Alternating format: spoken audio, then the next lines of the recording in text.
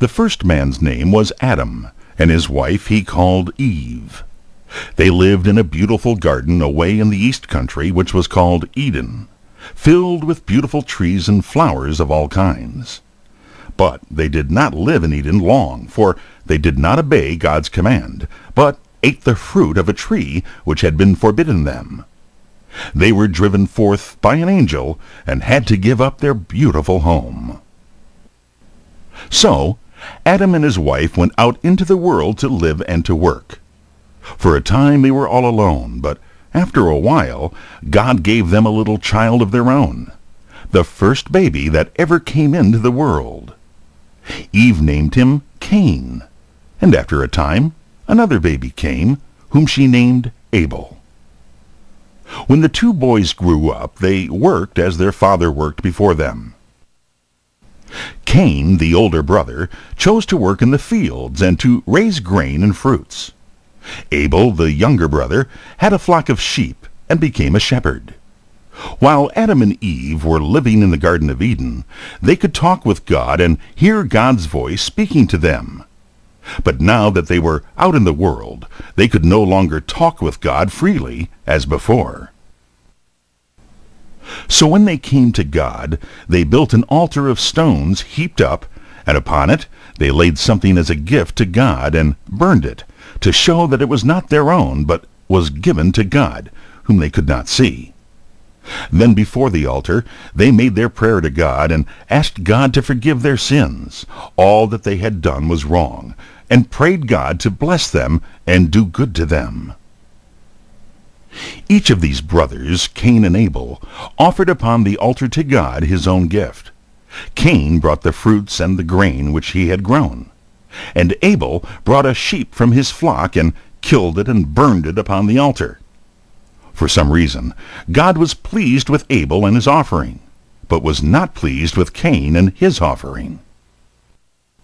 Perhaps God wished Cain to offer something that had life, as Abel offered. Perhaps Cain's heart was not right when he came before God. And God showed that he was not pleased with Cain. And Cain, instead of being sorry for his sin and asking God to forgive him, was very angry with God, and angry also toward his brother Abel. When they were out in the field together, Cain struck his brother Abel and killed him. So the first baby in the world grew up to be the murderer of his own brother. And the Lord said to Cain, "Where is Abel, your brother?" And Cain answered, "I do not know. Why should I take care of my brother?" Then the Lord said to Cain, "What is this that you have done? Your brother's blood is like a voice crying to me from the ground. Do you see how the ground has opened like a mouth to drink your brother's blood? As long as you live, you shall be under God's curse for the murder of your brother. You shall wander over the earth and shall never find a home, because you have done this wicked deed." And Cain said to the Lord, "My punishment is greater than I can bear. Thou hast driven me out from among men, and thou hast hid thy face from me. If any man finds me, he will kill me, because I shall be alone, and no one will be my friend." And God said to Cain, "If anyone harms Cain, he shall be punished for it." And the Lord God placed a mark on Cain, so that whoever met him should know him, and should know also that God had forbidden any man to harm him. Then Cain and his wife went away from Adam's home to live in a place by themselves, and there they had children. And Cain's family built a city in that land. And Cain named the city after his first child, whom he had called Enoch.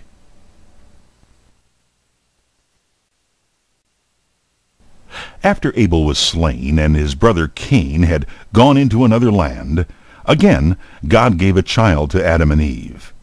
This child they named Seth, and other sons and daughters were given to them. For Adam and Eve lived many years. But at last they died, as God had said they must die, because they had eaten of the tree that God had forbidden them to eat. By the time that Adam died, there were many people on the earth. For the children of Adam and Eve had many other children. And when these grew up, they had other children, and these had children also. These men and women and children lived in tents. They owned sheep and cattle, and they moved about with them, wherever they could find pasture. The children played around the tent doors and sat beside the campfires in the evenings, where they all sang together, and the older people told them stories. And after a time, this land where Adam's sons lived began to be full of people. It is sad to tell that as time went on, more and more of these people became wicked, and fewer of them grew up to become good men and women. All the people lived near together, and few went away to other lands. So it came to pass that even the children of good men and women learned to be bad, like the people around them, and no longer did what was right and good. And as God looked down on the world that he had made, he saw how wicked the men in it had become, and that every thought and every act of man was evil, and only evil continually. But while most of the people in the world were very wicked, there were some good people too, though they were very few. The best of all the men who lived at that time was a man whose name was Enoch. He was not the son of Cain, but another Enoch, who came from the family of Seth, the son of Adam, who was born after the death of Abel. While so many around Enoch were doing evil, this man did only what was right. He walked with God, and God walked with him, and talked with him. And at last, when Enoch was a very old man and weary with life, God took him away from the earth to heaven. He did not die as all the people have since Adam disobeyed God, but he was not, for God took him. This means that Enoch was taken up from earth without dying. All the people in the time of Enoch were not shepherds. Some of them had learned how to make rude bows and arrows and axes and plows. And after a long time they melted iron, and they made knives and swords and dishes to use in their homes. They sowed grain in the fields and reaped harvests, and they planted vines and fruit trees. But God looked down on the earth and said, I will take away all men from the earth that I have made, because the men of the world are evil, and do evil continually. But even in those bad times, God saw one good man. His name was Noah. Noah tried to do right in the sight of God. As Enoch had walked with God, so Noah walked with God, and talked with him. And Noah had 3 sons. Their names were Shem and Ham and Japheth. God said to Noah, The time has come when all men and women on the earth are to be destroyed. Everyone must die, because they are all wicked. But you and your family shall be saved, because you alone are trying to do right. Then God told Noah how he might save his life and the lives of his sons.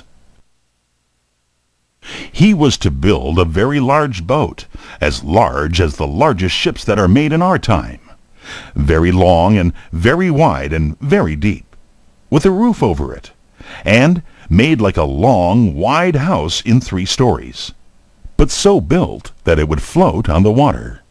Such a ship as this was called an ark. God told Noah to build this ark, and to have it ready for the time when he would need it. For, said God to Noah, I am going to bring a great flood of water on the earth to cover all the land, and to drown all the people on the earth. And as the animals on the earth will be drowned with the people, you must make the ark large enough to hold a pair of each kind of animals, and several pairs of some animals that are needed by men, like sheep and goats and oxen, so that there will be animals as well as men to live upon the earth after the flood has passed away. And you must take in the ark food for yourself and your family, and for all the animals with you, enough food to last for a year, while the flood shall stay on the earth. And Noah did what God told him to do, although it must have seemed very strange to all the people around to build this great ark where there was no water for it to sail upon. And it was a long time, because this ship was so big that Noah and his sons were at work building the ark which God had told them to build, while the wicked people around wondered and no doubt laughed at Noah for building a great ship where there was no sea. At last the ark was finished, and stood like a great house on the land. There was a door on one side, and a window on the roof, to let in the light. Then God said to Noah, "Come into the ark, you and your wife, and your 3 sons, and their wives with them, for the flood of waters will come very soon. And take with you animals of all kinds, and birds, and things that creep, 7 pairs of these that will be needed by men, and 1 pair of all the rest, so that all kinds of animals may be kept alive upon the earth." So Noah and his wife and his 3 sons, Shem, Ham, and Japheth, with their wives, went into the ark. And God brought to the door of the ark the animals and the birds and the creeping things of all kinds, and they went into the ark. And Noah and his sons put them in their places, and brought in food, enough to feed them all for many days. And then the door of the ark was shut, and no more people and no more animals could come in. In a few days the rain began to fall as it had never rained before. It seemed as though the heavens were opened to pour great floods upon the earth. The streams filled, and the rivers rose higher and higher, and the ark began to float on the water. The people left their houses and ran up to the hills, but soon the hills were covered, and all the people on them were drowned. Some had climbed up to the tops of higher mountains, but the water rose higher and higher, until even the mountains were covered, and all the people, wicked as they had been, were drowned in the great sea that now rolled all over the earth where man had lived. And all the animals, the tame animals, cattle and sheep and oxen were drowned, and the wild animals, lions and tigers and all the rest were drowned also. Even the birds were drowned, for their nests in the trees were swept away, and there was no place where they could fly from the terrible storm. For 40 days and nights the rain kept on, until there was no breath of life remaining outside of the ark. After 40 days the rain stopped, but the waters stayed upon the earth for more than 6 months, and the ark with all that were in it floated over the great sea that covered the land. Then God sent a wind to blow over the waters and to dry them up. So by degrees the waters grew less and less. First, mountains rose above the waters. Then the hills rose up. And finally the ark ceased to float and lay aground on a mountain which is called Mount Ararat. But Noah could not see what had happened on the earth, because the door was shut, and the only window was up in the roof. But he felt that the ark was no longer moving, and he knew that the water must have gone down. So, after waiting for a time, Noah opened a window and let loose a bird called a raven. Now the raven has strong wings, and this raven flew round and round until the waters had gone down, and it could find a place to rest, and it did not come back to the ark. After Noah had waited for it a while, he sent out a dove. But the dove could not find any place to rest, so it flew back to the ark, and Noah took it into the ark again. Then Noah waited a week longer, and afterward he sent out the dove again. And at the evening the dove came back to the ark, which was its home, and in its bill was a fresh leaf, which it had picked off from an olive tree. So Noah knew that the water had gone down enough to let the trees grow again. He waited another week, and sent out the dove again. But this time the dove flew away and never came back. And Noah knew that the earth was becoming dry again. So he took off a part of the roof and looked out, and saw that there was dry land all around the ark, and the waters were no longer everywhere. Noah had now lived in the ark a little more than a year, and he was glad to see the green land and the trees once more. And God said to Noah, "Come out of the ark with your wife and your sons and their wives, and all the living things that are with you in the ark." So Noah opened the door of the ark, and with his family came out, and stood once more on the ground. And the animals and birds and creeping things in the ark came out also, and began again to bring life to the earth. The first thing that Noah did when he came out of the ark was to give thanks to God for saving all his family when the rest of the people on the earth were destroyed. He built an altar and laid upon it an offering to the Lord, and gave himself and his family to God, and promised to do God's will. And God was pleased with Noah's offering. And God said, "I will not again destroy the earth on account of men, no matter how bad they may be. From this time no flood shall again cover the earth, but the seasons of spring and summer and fall and winter shall remain without change. I give to you the earth. You shall be the rulers of the ground, and of every living thing upon it." Then God caused a rainbow to appear in the sky, and he told Noah and his sons that whenever they or the people after them should see the rainbow, they should remember that God had placed it in the sky and over the clouds as a sign of his promise, that he would always remember the earth and the people upon it, and would never again send a flood to destroy man from the earth. So, as often as we see the beautiful rainbow, we are to remember that it is a sign of God's promise to the world.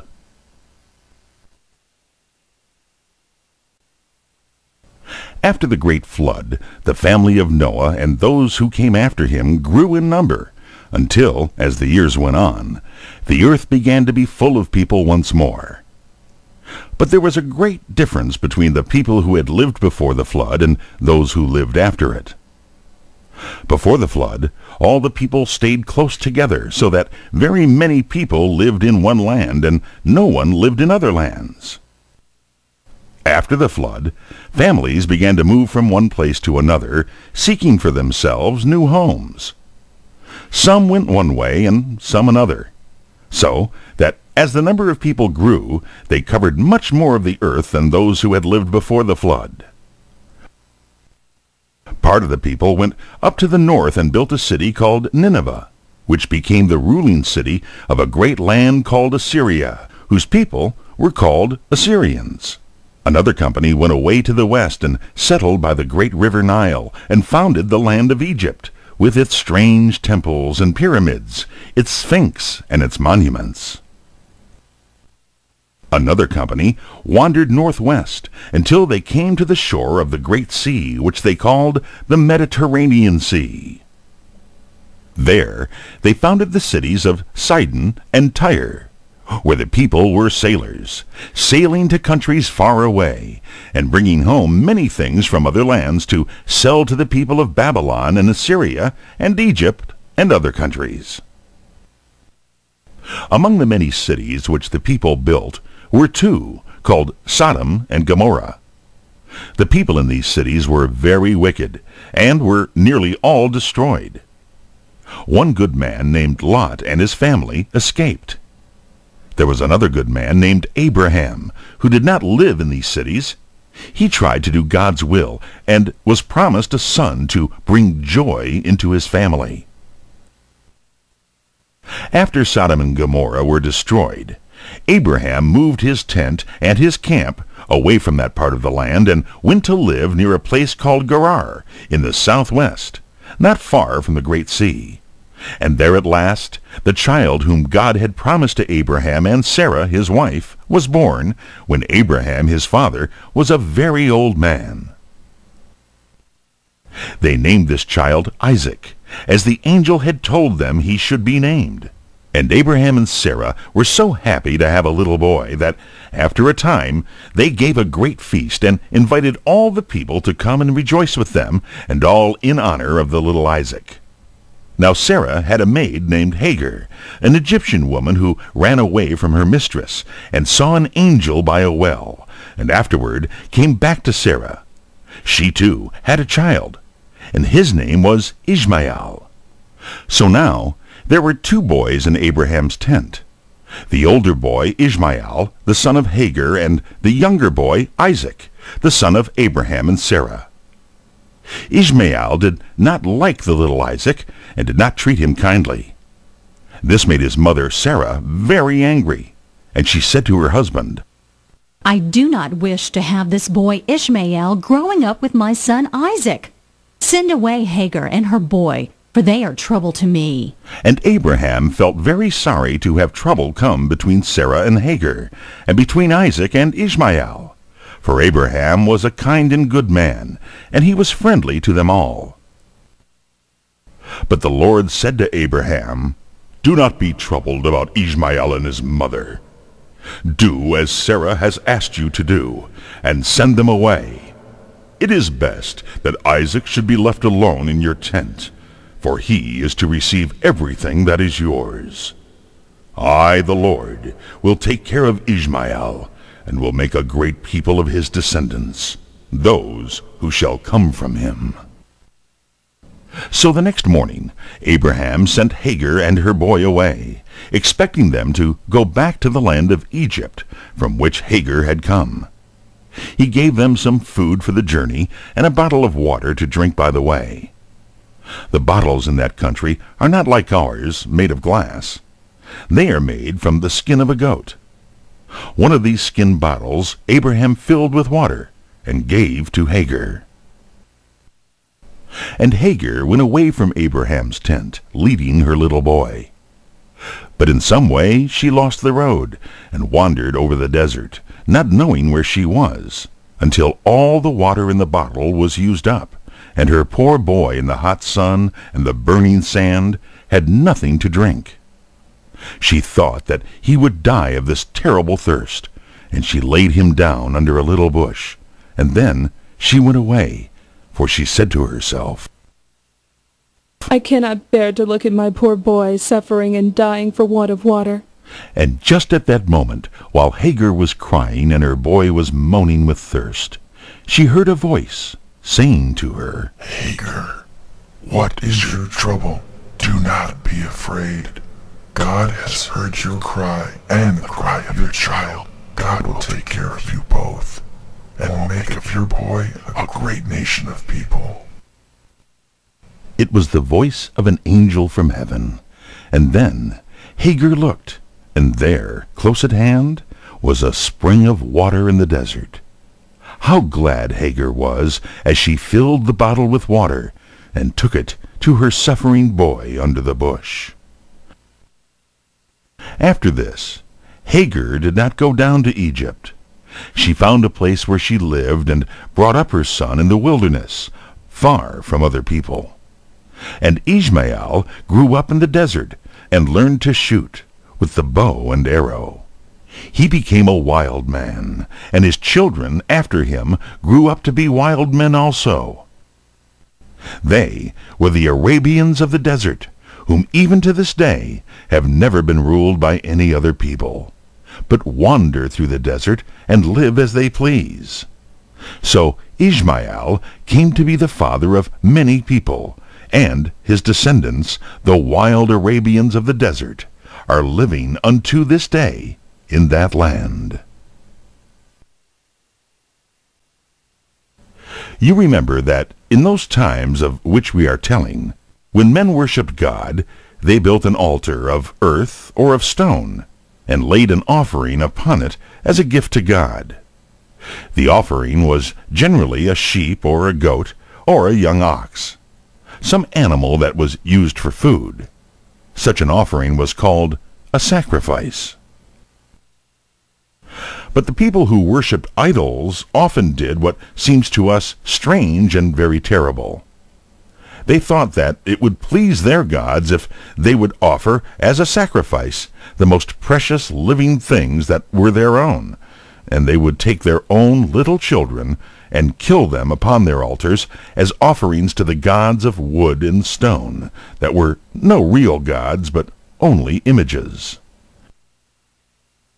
God wished to show Abraham and all his descendants, those who should come after him, that he was not pleased with such offerings as those of living people killed on the altars. And God took a way to teach Abraham so that he and his children after him would never forget it. Then, at the same time, he wished to see how faithful and obedient Abraham would be to his commandments, how fully Abraham would trust in God, or, as we would say, how great was Abraham's faith in God. So, God gave to Abraham a command which he did not mean to have obeyed, though this he did not tell to Abraham. He said, "Take now your son, your only son Isaac, whom you love so greatly, and go to the land of Moriah, and there, on a mountain that I will show you, offer him for a burnt offering to me." Though his command filled Abraham's heart with pain, yet he would not be as surprised to receive it as a father would in our day, for such offerings were very common among all those people in the land where Abraham lived. Abraham never for one moment doubted or disobeyed God's word. He knew that Isaac was the child whom God had promised, and that God had promised too that Isaac should have children, and that those coming from Isaac should be a great nation. He did not see how God could keep his promise with regard to Isaac if Isaac should be killed as an offering, unless indeed God should raise him up from the dead afterward. But Abraham undertook at once to obey God's command. He took 2 young men with him, and an ass laden with wood for the fire, and he went toward the mountain in the north, Isaac his son walking by his side. For 2 days they walked, sleeping under the trees at night in the open country. And on the 3rd day Abraham saw the mountain far away. And as they drew near to the mountain, Abraham said to the young men, "Stay here with the ass, while I go up yonder mountain with Isaac to worship. And when we have worshipped, we will come back to you." For Abraham believed that in some way God would bring back Isaac to life. He took the wood from the ass and placed it on Isaac, and they two walked up the mountain together. As they were walking, Isaac said, "Father, here is the wood, but where is the lamb for the offering?" And Abraham said, "My son, God will provide himself a lamb for the burnt offering." And they came to the place on top of the mountain. There Abraham built an altar of stones and earth heaped up, and on it he placed the wood. Then he tied the hands and feet of Isaac, and laid him on the altar on the wood. And Abraham lifted up his hand, holding a knife to kill his son. Another moment longer, and Isaac would have been slain by his own father's hand. But just at that moment, the angel of the Lord out of heaven called to Abraham and said, "Abraham! Abraham!" And Abraham answered, "Here I am, Lord." Then the angel of the Lord said, "Do not lay your hand upon your son. Do no harm to him. Now I know that you love God more than you love your only son, and that you are obedient to God, since you are ready to give up your son, your only son, to God." What a relief and joy these words from heaven brought to the heart of Abraham. How glad he was to know that it was not God's will for him to kill his son. Then Abraham looked around, and there in the thicket was a ram caught by his horns. And Abraham took the ram and offered him up for a burnt offering in place of his son. So Abraham's words came true when he said that God would provide for himself a lamb. The place where this altar was built, Abraham named Jehovah-Jireh, words in the language that Abraham spoke, meaning, "The Lord will provide." This offering, which seemed so strange, did much good. It showed to Abraham, and to Isaac also, that Isaac belonged to God, for to God he had been offered. And in Isaac, all those who should come from him, his descendants, had been given to God. Then it showed to Abraham and to all the people after him that God did not wish children or men killed as offerings for worship. And while all the people around offered such sacrifices, the Israelites, who came from Abraham and from Isaac, never offered them, but offered oxen and sheep and goats instead. These gifts, which cost so much toil, they felt must be pleasing to God, because they expressed their thankfulness to him. But they were glad to be taught that God does not desire men's lives to be taken, but loves our living gifts of love and kindness. After Abraham died, his son Isaac lived in the land of Canaan. Like his father, Isaac had his home in a tent. Around him were the tents of his people, and many flocks of sheep and herds of cattle, feeding wherever they could find grass to eat and water to drink. Isaac and his wife Rebekah had 2 children. The older was named Esau, and the younger Jacob. Esau was a man of the woods, and very fond of hunting, and he was rough and covered with hair. Jacob was quiet and thoughtful, staying at home, dwelling in a tent, and caring for the flocks of his father. Isaac loved Esau more than Jacob, because Esau brought to his father that which he had killed in his hunting. But Rebekah liked Jacob, because she saw that he was wise and careful in his work. Among the people in those lands, when a man dies, his older son receives twice as much as the younger of what the father has owned. This was called his birthright, for it was his right as the oldest born. So Esau, as the older, had a birthright to more of Isaac's possessions than Jacob. And besides this, there was the privilege of the promise of God that the family of Isaac should receive great blessings.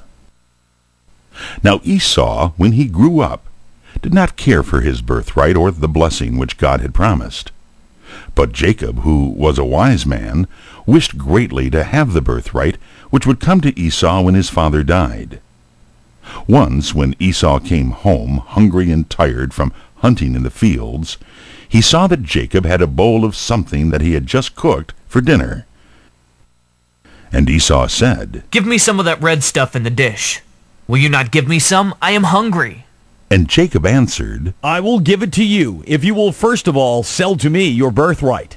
And Esau said, "What is the use of a birthright to me now, when I am almost starving to death? You can have my birthright if you will give me something to eat." Then Esau made Jacob a solemn promise to give to Jacob his birthright, all for a bowl of food. It was not right for Jacob to deal so selfishly with his brother, but it was very wrong in Esau to care so little for his birthright and God's blessing.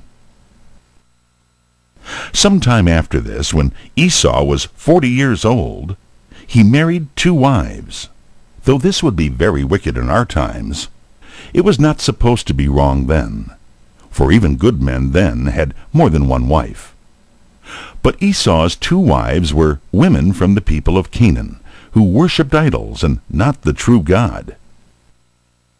And they taught their children also to pray to idols, so that those who came from Esau, the people who were his descendants, lost all knowledge of God and became very wicked. But this was long after that time. Isaac and Rebekah were very sorry to have their son Esau marry women who prayed to idols and not to God. But still, Isaac loved his active son Esau more than his quiet son Jacob. But Rebekah loved Jacob more than Esau. Isaac became at last very old and feeble, and so blind that he could see scarcely anything. One day he said to Esau, My son, I am very old, and do not know how soon I must die. But before I die, I wish to give to you as my older son God's blessing upon you and your children and your descendants. Go out into the fields, and with your bow and arrows shoot some animal that is good for food, and make for me a dish of cooked meat, such as you know I love, and after I have eaten it, I will give you the blessing. Now Esau ought to have told his father that the blessing did not belong to him, for he had sold it to his brother Jacob. But he did not tell his father. He went out into the fields hunting to find the kind of meat which his father liked the most. Now Rebekah was listening, and heard all that Isaac had said to Esau. She knew that it would be better for Jacob to have the blessing than for Esau, and she loved Jacob more than Esau. So she called to Jacob and told him what Isaac had said to Esau. And she said, Now, my son, do what I tell you, and you will get the blessing instead of your brother. Go to the flocks and bring to me 2 little kids from the goats, and I will cook them just like the meat which Esau cooks for your father. And you will bring it to your father, and he will think that you are Esau, and will give you the blessing, and it really belongs to you. But Jacob said, You know that Esau and I are not alike. His neck and arms are covered with hairs, while mine are smooth. My father will feel of me, and he will find out that I am not Esau. And then, instead of giving me a blessing, I am afraid that he will curse me. But Rebekah answered her son, Never mind. You do as I have told you, and I will take care of you. If any harm comes, it will come to me. So do not be afraid, but go and bring the meat. Then Jacob went and brought a pair of little kids from the flocks, and from them his mother made a dish of food, so that it would be to the taste, just as Isaac liked it. Then Rebekah found some of Esau's clothes, and dressed Jacob in them. And she placed on his neck and hands some of the skins of the kids, so that his neck and hands would feel rough and hairy to the touch. Then Jacob came into his father's tent, bringing the dinner, and speaking as much like Esau as he could. He said, Here I am, my father. And Isaac said, Who are you, my son? And Jacob answered, I am Esau, your oldest son. I have done as you bade me. Now, sit up and eat the dinner that I have made, and then give me your blessing as you promised me. And Isaac said, How is it that you found it so quickly? Jacob answered, Because the Lord your God showed me where to go and gave me good success. Isaac did not feel certain that it was his son Esau, and he said, Come near and let me feel you, so that I may know you are really my son Esau.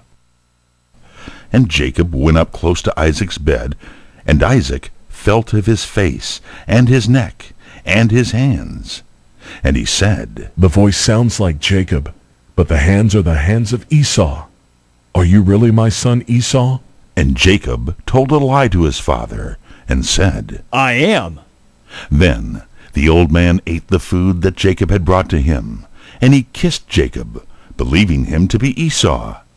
And he gave him the blessing, saying to him, May God give you the dew of heaven, and the richness of the earth, and plenty of grain and wine. May nations bow down to you, and peoples become your servants. May you be the master over your brother, and may your family and descendants that shall come from you rule over his family and his descendants. Blessed be those that bless you, and cursed be those that curse you. Just as soon as Jacob had received the blessing, he rose up and hastened away. He had scarcely gone out when Esau came in from hunting with the dish of food that he had cooked. And he said, Let my father sit up and eat the food that I have brought, and give me the blessing. And Isaac said, Why? Who are you? Esau answered, I am your son, your oldest son, Esau. And Isaac trembled and said, Who then is the one that came in and brought to me food? And I have eaten his food, and have blessed him. Yes, and he shall be blessed. When Esau heard this, he knew that he had been cheated, and he cried aloud with a bitter cry. "Oh, my father, my brother has taken away my blessing, just as he took away my birthright. But can you not give me another blessing too? Have you given everything to my brother?" And Isaac told him all that he had said to Jacob, making him the ruler over his brother. But Esau begged for another blessing.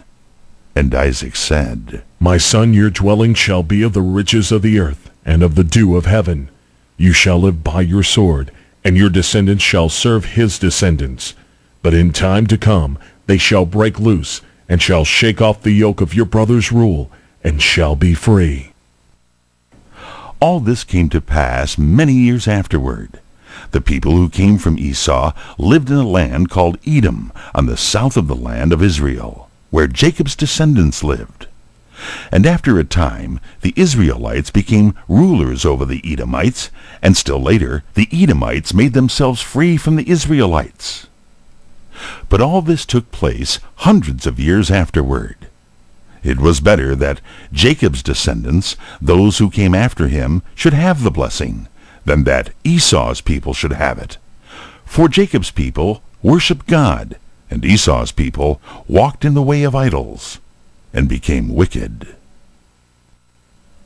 After Esau found that he had lost his birthright and his blessing, he was very angry against his brother Jacob, and he said to himself, and told others, "My father Isaac is very old and cannot live long. As soon as he is dead, then I shall kill Jacob for having robbed me of my right."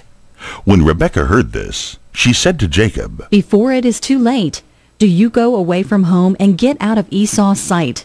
Perhaps when Esau sees you no longer, he will forget his anger, and then you can come home again. Go and visit my brother Laban, your uncle, in Haran, and stay with him for a little while. We must remember that Rebekah came from the family of Nahor, Abraham's younger brother, who lived in Haran, a long distance to the northeast of Canaan, and that Laban was Rebekah's brother. So Jacob went out of Beersheba on the border of the desert and walked alone, carrying his staff in hand. One evening, just about sunset, he came to a place among the mountains, more than 60 miles distant from his home. And as he had no bed to lie down upon, he took a stone and rested his head upon it for a pillow, and lay down to sleep. And on that night Jacob had a wonderful dream. In his dream he saw stairs leading from the earth where he lay up to heaven, and angels were going up and coming down upon the stairs. And above the stairs he saw the Lord God standing. And God said to Jacob, "I am the Lord, the God of Abraham, and the God of Isaac your father, and I will be your God too. The land where you are lying all alone shall belong to you, and to your children after you, and your children shall spread abroad over the lands, east and west, and north and south, like the dust of the earth. And in your family all the world shall receive a blessing. And I am with you in your journey, and I will keep you where you are going, and will bring you back to this land. I will never leave you, and I will surely keep my promise to you." And in the morning Jacob awakened from his sleep, and he said, "Surely the Lord is in this place, and I did not know it. I thought that I was all alone, but God has been with me. This place is the house of God. It is the gate of heaven." And Jacob took the stone on which his head had rested, and he set it up as a pillar, and poured oil on it as an offering to God. And Jacob named that place Bethel, which in the language that Jacob spoke means the house of God. And Jacob made a promise to God at that time, and said, "If God really will go with me, and will keep me in the way that I go, and will give me bread to eat, and will bring me to my father's house in peace, then the Lord shall be my God, and this stone shall be the house of God. And of all that God gives me, I will give back to God 1/10 as an offering." Then Jacob went onward in his long journey. He walked across the river Jordan in a shallow place, feeling his way with his staff. He climbed mountains and journeyed beside the great desert on the east, and at last came to the city of Haran. Beside the city was the well where Abraham's servant had met Jacob's mother, Rebekah.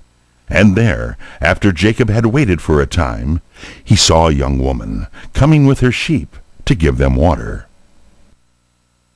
Then Jacob took off the flat stone that was over the mouth of the well, and drew water and gave it to the sheep. And when he found that this young woman was his own cousin Rachel, the daughter of Laban, he was so glad that he wept for joy. And at that moment he began to love Rachel, and longed to have her for his wife. Rachel's father Laban, who was Jacob's uncle, gave a welcome to Jacob, and took him into his home. And Jacob asked Laban if he would give his daughter Rachel to him as his wife. And Jacob said, "If you give me Rachel, I will work for you 7 years." And Laban said, "It is better that you should have her than that a stranger should marry her." So Jacob lived 7 years in Laban's house, caring for his sheep and oxen and camels, but his love for Rachel made the time seem short. At last the day came for the marriage, and they brought in the bride, who, after the manner of that land, was covered with a thick veil, so that her face could not be seen. And she was married to Jacob. And when Jacob lifted up her veil, he found that he had married not Rachel, but her older sister Leah, who was not beautiful, and whom Jacob did not love at all. Jacob was very angry that he had been deceived, though that was just the way in which Jacob himself had deceived his father and cheated his brother Esau. But his uncle Laban said, "In our land we never allow the younger daughter to be married before the older daughter. Keep Leah for your wife, and work for me 7 years longer, and you shall have Rachel also." For in those times, as we have seen, men often had 2 wives, or even more than 2. So Jacob stayed 7 years more, 14 years in all, before he received Rachel as his wife. While Jacob was living at Haran, 11 sons were born to him, but only one of these was the child of Rachel, whom Jacob loved.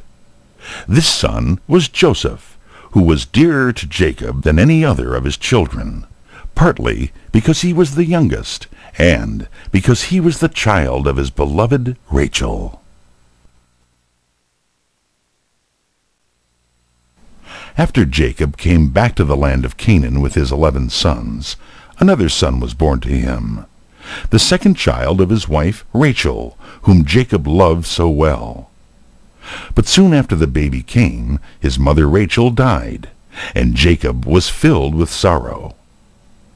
Even to this day, you can see the place where Rachel was buried, on the road between Jerusalem and Bethlehem. Jacob named the child whom Rachel left Benjamin. And now Jacob had 12 sons. Most of them were grown-up men, but Joseph was a boy 17 years old, and his brother Benjamin was almost a baby. Of all his children, Jacob loved Joseph the best, because he was Rachel's child, because he was so much younger than most of his brothers, and because he was good and faithful and thoughtful. Jacob gave to Joseph a robe or coat of bright colors, made somewhat like a long cloak with wide sleeves. This was a special mark of Jacob's favor to Joseph, and it made his older brothers envious of him.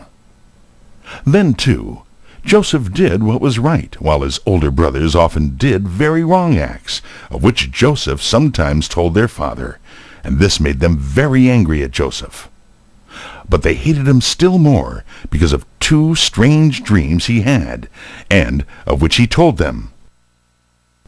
He said one day, "Listen to this dream that I have dreamed. I dreamed that we were out in the fields binding sheaves, when suddenly my sheaf stood up, and all your sheaves came around it, and bowed down to my sheaf." And they said scornfully, "Do you suppose that the dream means that you will sometime rule over us, and that we shall bow down to you?" Then, a few days after, Joseph said, "I have dreamed again. This time I saw in my dream the sun and the moon and 11 stars, all come and bowed to me."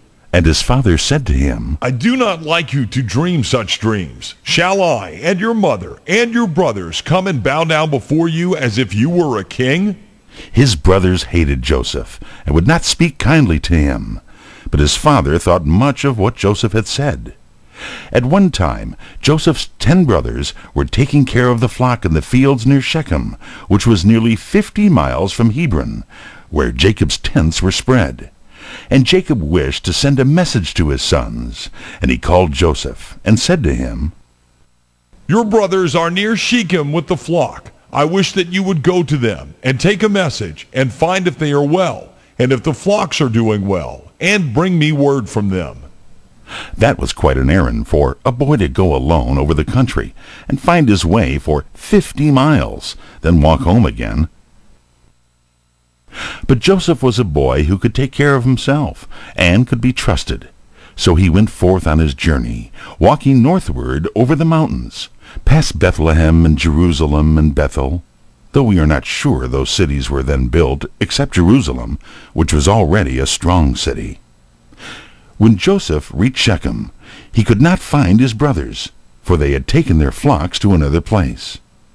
A man met Joseph wandering in the field, and asked him, Whom are you seeking? Joseph said, I am looking for my brothers, the sons of Jacob. Can you tell me where I will find them? And the man said, They are at Dothan, for I heard them say that they were going there. Then Joseph walked over the hills to Dothan, which was 15 miles further. And his brothers saw him afar off coming toward them. They knew him by his bright garment. And one said to another, Look, that dreamer is coming. Come, let us kill him and throw his body into a pit, and tell his father that some wild beast has eaten him, and then we will see what becomes of his dreams. One of his brothers, whose name was Reuben, felt more kindly toward Joseph than the others. He said, Let us not kill him. Let us throw him into this pit in the wilderness, and leave him there to die. But Reuben intended, after they had gone away, to lift Joseph out of the pit and take him home to his father. The brothers did as Reuben told them. They threw Joseph into the pit, which was empty. He cried and begged them to save him, but they would not. They calmly sat down to eat their dinner on the grass, while their brother was calling to them from the pit. After the dinner, Reuben chanced to go to another part of the field, so that he was not at hand when a company of men passed by with their camels, going from Gilead on the east of the river Jordan to Egypt, to sell spices and fragrant gum from trees to the Egyptians. Then Judah, another of Joseph's brothers, said, What good would it do for us to kill our brother? Would it not be better for us to sell him to these men and let them carry him away? After all, he is our brother, and we would better not kill him. His brothers agreed with him. So they stopped the men who were passing and drew up Joseph from the pit.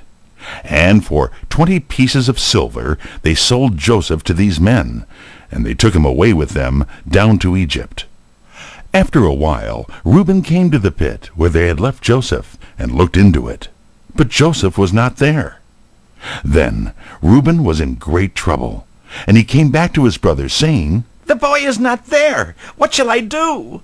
Then his brothers told Reuben what they had done, and they all agreed together to deceive their father. They killed one of the goats, and dipped Joseph's coat in its blood, and they brought it to their father. And they said to him, We found this coat in the wilderness. Look at it, father, and tell us if you think it was the coat of your son. And Jacob knew it at once. He said, It is my son's coat. Some wild beast has eaten him. There is no doubt that Joseph has been torn in pieces. And Jacob's heart was broken over the loss of Joseph, all the more because he had sent Joseph alone on the journey through the wilderness. They tried to comfort him, but he would not be comforted. He said, I will go down to the grave, mourning for my poor lost son. So the old man sorrowed for his son Joseph, and all the time his wicked brothers knew that Joseph was not dead. But they would not tell their father the dreadful deed they had done to their brother. in selling him as a slave. The men who brought Joseph from his brothers were called Ishmaelites, because they belonged to the family of Ishmael, who, you remember, was the son of Hagar, the servant of Sarah. These men carried Joseph southward over the plain which lies beside the great sea on the west of Canaan.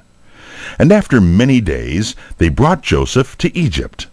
How strange it must have seemed to the boy who had lived in tents to see the great river Nile, and the cities thronged with people, and the temples, and the mighty pyramids. The Ishmaelites sold Joseph as a slave to a man named Potiphar, who was an officer in the army of Pharaoh, the king of Egypt. Joseph was a beautiful boy, and cheerful and willing in his spirit, and able in all that he undertook, so that his master Potiphar became very friendly to him, and after a time he placed Joseph in charge of his house and everything in it. For some years Joseph continued in the house of Potiphar, a slave in name, but in reality the master of all his affairs and ruler over his fellow servants.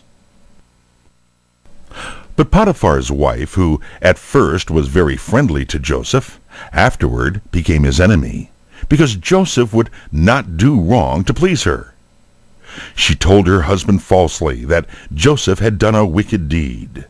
Her husband believed her, and was very angry at Joseph, and put him in the prison with those who had been sent to that place for breaking the laws of the land. How hard it was for Joseph to be charged with a crime when he had done no wrong, and to be thrust into a dark prison among wicked people. But Joseph had faith in God that at some time all would come out right. And in the prison he was cheerful and kind and helpful as he had always been. The keeper of the prison saw that Joseph was not like the other men around him, and he was kind to Joseph. In a very little while, Joseph was placed in charge of all his fellow prisoners, and took care of them, just as he had taken care of everything in Potiphar's house. The keeper of the prison scarcely looked into the prison at all, for he had confidence in Joseph, that he would be faithful and wise in doing the work given to him. Joseph did right and served God, and God blessed Joseph in everything. While Joseph was in the prison, 2 men were sent there by the king of Egypt, because he was displeased with them. One was the king's chief butler, who served the king with wine. The other was the chief baker, who served him with bread. These 2 men were under Joseph's care, and Joseph waited on them, for they were men of rank. One morning, when Joseph came into the room where the butler and the baker were kept, he found them looking quite sad. Joseph said to them, "Why do you look so sad today?" Joseph was cheerful and happy in his spirit, and he wished others to be happy also, even in prison. And one of them said, "Each one of us dreamed last night a very strange dream, and there's no one to tell us what our dreams mean." For in those times, before God gave the Bible to men, he often spoke to men in dreams, and there were wise men who could sometimes tell what the dreams meant. "Tell me," said Joseph, "what your dreams are. Perhaps my God will help me to understand them." Then the chief butler told his dream. He said, "In my dream, I saw a grapevine with 3 branches, and as I looked, the branches shot out buds, and the buds became blossoms, and the blossoms turned into clusters of ripe grapes. And I picked the grapes, and I squeezed their juice into King Pharaoh's cup, and it became wine. And I gave it to King Pharaoh to drink, just as I used to when I was beside his table." Then Joseph said, "This is what your dream means. The 3 branches mean 3 days. In 3 days King Pharaoh shall call you out of prison, and shall put you back in your place. And you shall stand at his table, and shall give him his wine, as you have given it before. But when you go out of prison, please to remember me, and try to find some way to get me, too, out of this prison. For I was stolen out of the land of Canaan, and sold as a slave, and I have done nothing wrong to deserve being put in this prison. Do speak to the king for me, that I may be set free." Of course, the chief butler felt very happy to hear that his dream had so pleasant a meaning, and the chief baker spoke, hoping to have an answer as good. "In my dream," said the baker, "there were 3 baskets of white bread on my head, one above another, and on the topmost basket were all kinds of roasted meat and food for Pharaoh. And the birds came and ate the food from the baskets on my head." And Joseph said to the baker, "This is the meaning of your dream, and I am sorry to tell it to you. The 3 baskets are 3 days. In 3 days, by order of the king, you shall be lifted up and hanged upon a tree, and the birds shall eat your flesh from your bones, as you are hanging in the air." And it came to pass just as Joseph had said. 3 days after that, King Pharaoh sent his officers to the prison. They came and took out both the chief butler and the chief baker. The baker they hung up by his neck to die, and left his body for the birds to pick in pieces. The chief butler they brought back to his old place, where he waited at the king's table, and handed him his wine to drink. You would have supposed that the butler would remember Joseph, who had given him the promise of freedom, and had shown such wisdom. But in his gladness he forgot all about Joseph, and 2 full years passed by while Joseph was still in prison, until he was a man 30 years old. But one night King Pharaoh himself dreamed a dream. In fact, 2 dreams in one. And in the morning he sent for all the wise men of Egypt, and told them his dreams. But there was not a man who could give the meaning of them. And the king was troubled, for he felt the dreams had some meaning which it was important for him to know. Then, suddenly, the chief butler, who was by the king's table, remembered his own dream in the prison 2 years before, and remembered, too, the young man who had told its meaning so exactly. And he said, "I do remember my faults this day. 2 years ago, King Pharaoh was angry with his servants, with me and the chief baker, and he sent us to the prison. While we were in the prison one night, each of us dreamed a dream, and the next day a young man in the prison, a Hebrew from the land of Canaan, told us what our dreams meant, and in 3 days they came true, just as a young Hebrew had said. I think that if this young man is in the prison still, he could tell the king the meaning of his dreams." You notice that the butler spoke of Joseph as a Hebrew. The people of Israel, whom Joseph belonged, were called Hebrews as well as Israelites.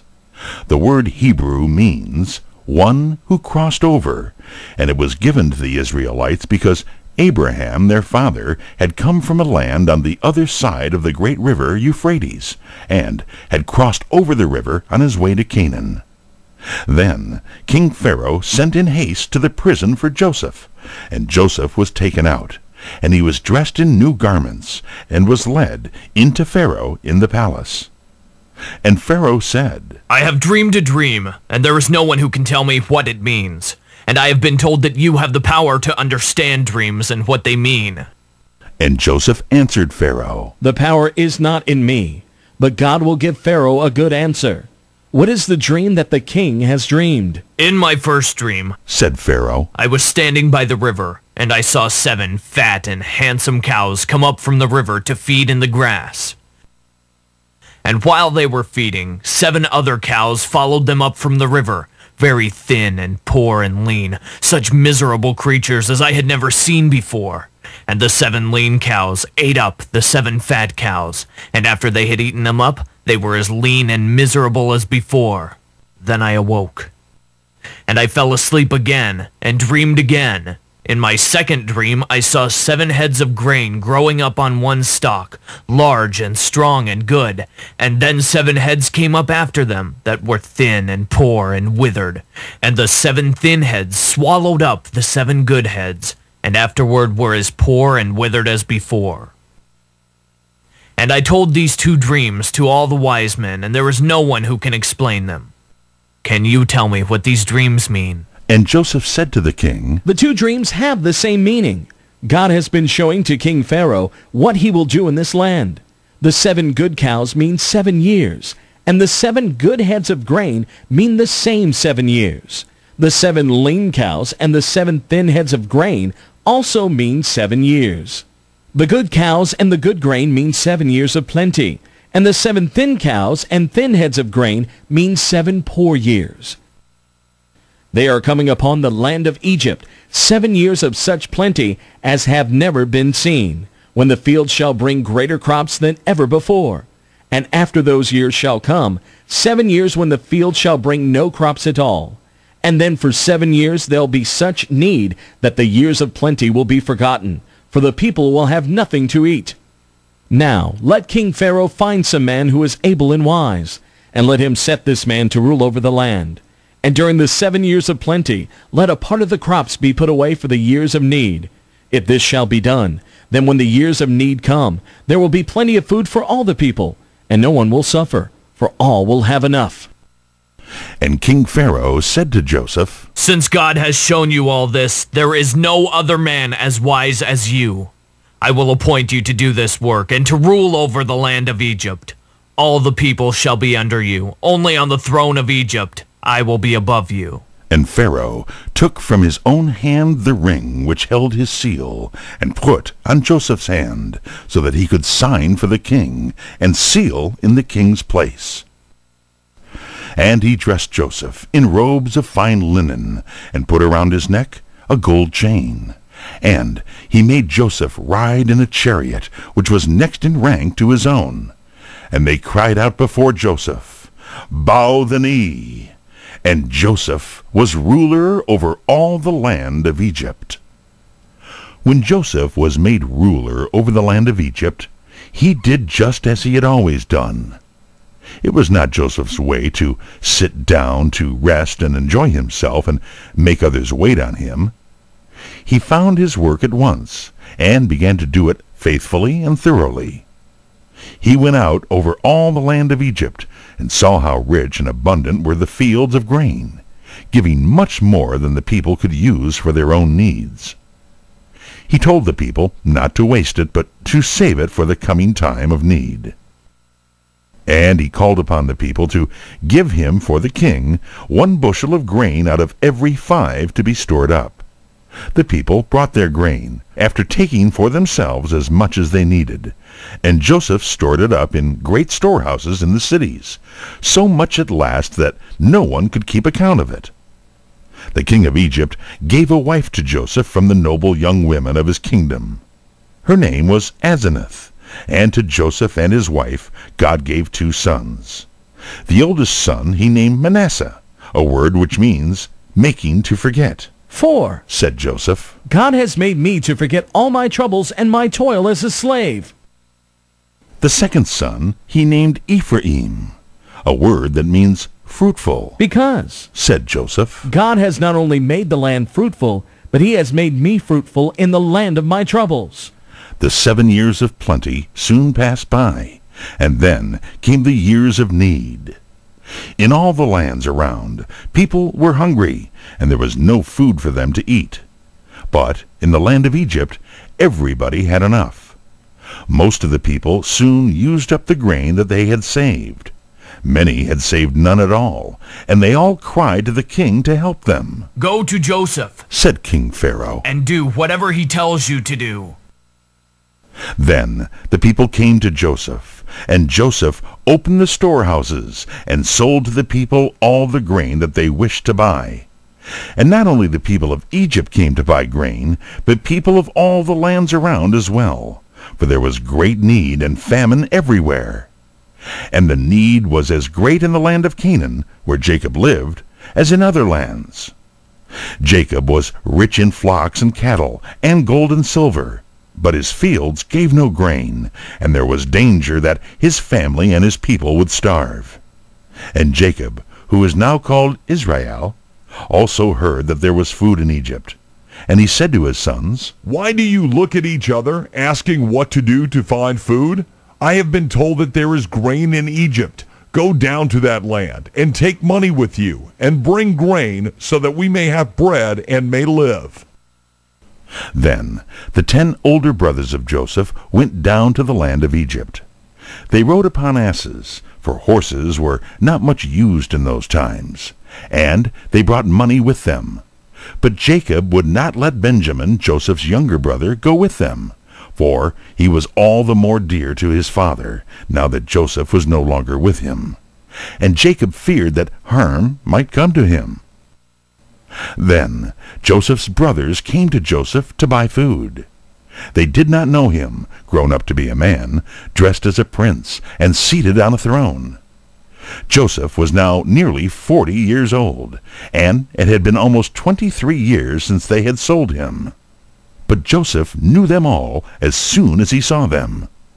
He wished to be sharp and stern with them, not because he hated them, but because he wished to see what their spirit was, and whether they were as selfish and cruel and wicked as they had been in other days. They came before him and bowed with their faces to the ground. Then, no doubt, Joseph thought of the dream that had come to him while he was a boy, of his brother's sheaves bending down around his sheaf. He spoke to them as a stranger, as if he did not understand their language, and he had their words explained to him in the language of Egypt. "Who are you, and from what place do you come?" said Joseph in a harsh, stern manner. They answered him very meekly. "We have come from the land of Canaan to buy food." "No," said Joseph. "I know what you have come for. You have come as spies to see how helpless the land is, so that you can bring an army against us and make war on us." No, we are no spies, said Joseph's 10 brothers. "We are the sons of one man who lives in the land of Canaan, and we have come for food because we have none at home." "You say that you are sons of one man. Who is your father? Is he living? Have you any more brothers? Tell me about yourselves." And they said, "Our father is an old man in Canaan. We did have a younger brother, but he was lost. And we have one brother still, who is the youngest of all, but his father could not spare him to come with us." "No," said Joseph. "You are not good, honest men. You are spies. I shall put you all in prison, except one of you, and he shall go and bring that youngest brother of yours. And when I see him, then I will believe that you tell the truth." So Joseph put all the 10 men in prison, and kept them under guard for 3 days. Then he sent for them again. They did not know that he could understand their language, and they said to each other while Joseph heard, but pretended not to hear, "This has come upon us because of the wrong that we did to our brother Joseph more than 20 years ago. We heard him cry and plead with us when we threw him into the pit, and we would not have mercy on him. God is giving us only what we have deserved." And Reuben, who had tried to save Joseph, said, "Did I not tell you not to harm the boy? And you would not listen to me. God is bringing our brother's blood upon us all." When Joseph heard this, his heart was touched, for he saw that his brothers were really sorry for the wrong they had done to him. He turned away from them so they could not see his face, and he wept. Then he turned again to them, and spoke roughly as before, and said, "This I will do, for I serve God. I will let you all go home, except one man. One of you I will shut up in prison, but the rest of you can go home and take food for your people. And you must come back and bring your youngest brother with you. And I shall know then that you have spoken the truth." Then Joseph gave orders, and his servants seized one of his brothers, whose name was Simeon, and bound him in their sight, and took him away to prison. And he ordered his servants to fill the men's sacks with grain, and to put every man's money back into the sack before it was tied up, so that they would find the money as soon as they opened the sack. Then the men loaded their asses with the sacks of grain and started to go home, leaving their brother Simeon a prisoner. When they stopped on their way to feed their asses, one of the brothers opened his sack, and there he found his money lying on top of the grain. He called out to his brothers, "See, here is my money! Give it again to me!" And they were frightened. But they did not dare go back to Egypt and meet the stern ruler of the land. They went home and told their old father all that had happened to them, and how their brother Simeon was in prison, and must stay there until they should return, bringing Benjamin with them. When they opened their sacks of grain, there in the mouth of each sack was the money they had given, and they were filled with fear. Then they spoke of going again to Egypt and taking Benjamin. But Jacob said to them, "You are taking my sons away from me. Joseph is gone, and Simeon is gone, and now you would take Benjamin away. All these things are against me. Reuben said, Here are my own 2 boys. You may kill them if you wish, in case I do not bring Benjamin back to you. But Jacob said, My youngest son shall not go with you. His brother is dead, and he alone is left to me. If harm should come to him, it would bring down my gray hairs with sorrow to the grave. The food which Jacob's sons had brought from Egypt did not last long, for Jacob's family was large. Most of his sons were married and had children of their own, so that the children and grandchildren were 66, besides the servants who waited on them and the men who cared for Jacob's flocks. So around the tent of Jacob was quite a camp of other tents and an army of people. When the food that had come from Egypt was nearly eaten up, Jacob said to his sons, Go down to Egypt again and buy some food for us. And Judah, Jacob's son, the man who years before had urged his brothers to sell Joseph to the Ishmaelites, said to his father, It is of no use for us to go to Egypt unless we take Benjamin with us. The man who rules in that land said to us, You shall not see my face unless your youngest brother be with you. And Israel said, Why did you tell the man that you had a brother? You did me great harm when you told him. Why? Said Jacob's sons. We could not help telling him. The man asked us all about our family. Is your father yet living? Have you any more brothers? And we had to tell him. His questions were so close. How should we know that he would say, Bring your brother here for me to see him? And Judah said, Send Benjamin with me, and I will take care of him. I promise you that I will bring him safely home. If he does not come back, let me bear the blame forever. He must go, or we shall die for want of food, and we might have gone down to Egypt and come home again if we had not been kept back. And Jacob said, If he must go, then he must. But take a present to the man, some of the choicest fruits of the land, some spices and perfumes and nuts and almonds, and take twice as much money besides the money that was in your sacks. Perhaps that was a mistake when the money was given back to you. And take your brother Benjamin, and may the Lord God make the man kind to you, so that he will set Simeon free and let you bring Benjamin back. But if it is God's will that I lose my children, I cannot help it. So 10 brothers of Joseph went down a second time to Egypt, Benjamin going in place of Simeon. They came to Joseph's office, the place where he sold grain to the people, and they stood before their brother and bowed as before. Joseph saw that Benjamin was with them, and he said to his steward, the man who was over his house, Make ready a dinner, for all these men shall dine with me today. When Joseph's brothers found that they were taken into Joseph's house, they were filled with fear. They said to each other, We have been taken here on account of the money in our sacks. They will say that we have stolen it, and then they will sell us all for slaves. But Joseph's steward, the man who was over his house, treated the men kindly, and when they spoke of the money in their sacks, he would not take it again, saying, Never fear. Your God must have sent you this as a gift. I had your money. The stewards received the men into Joseph's house, and washed their feet, according to the custom of the land. And at noon Joseph came in to meet them. They brought him the present from their father, and again they bowed before him, with their faces on the ground.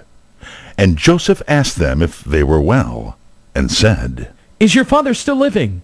The old man of whom you spoke, is he well?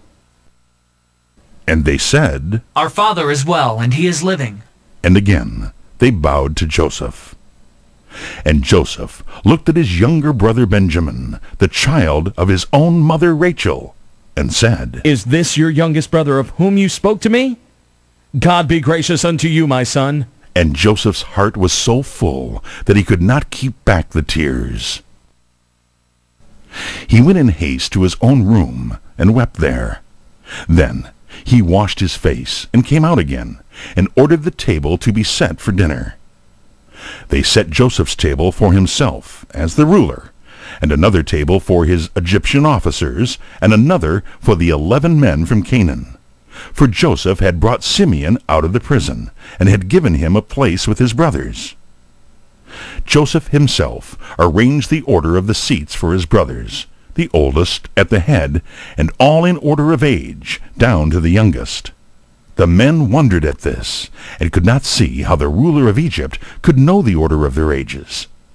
And Joseph sent dishes from his table to his brothers, and he gave to Benjamin 5 times as much as to the others.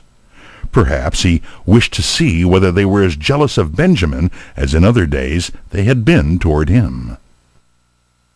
After dinner, Joseph said to his steward, "Fill the men's sacks with grain, as much as they can carry, and put each man's money in his sack, and put my silver cup in the sack of the youngest, with his money." The steward did as Joseph had said, and early in the morning the brothers started to go home.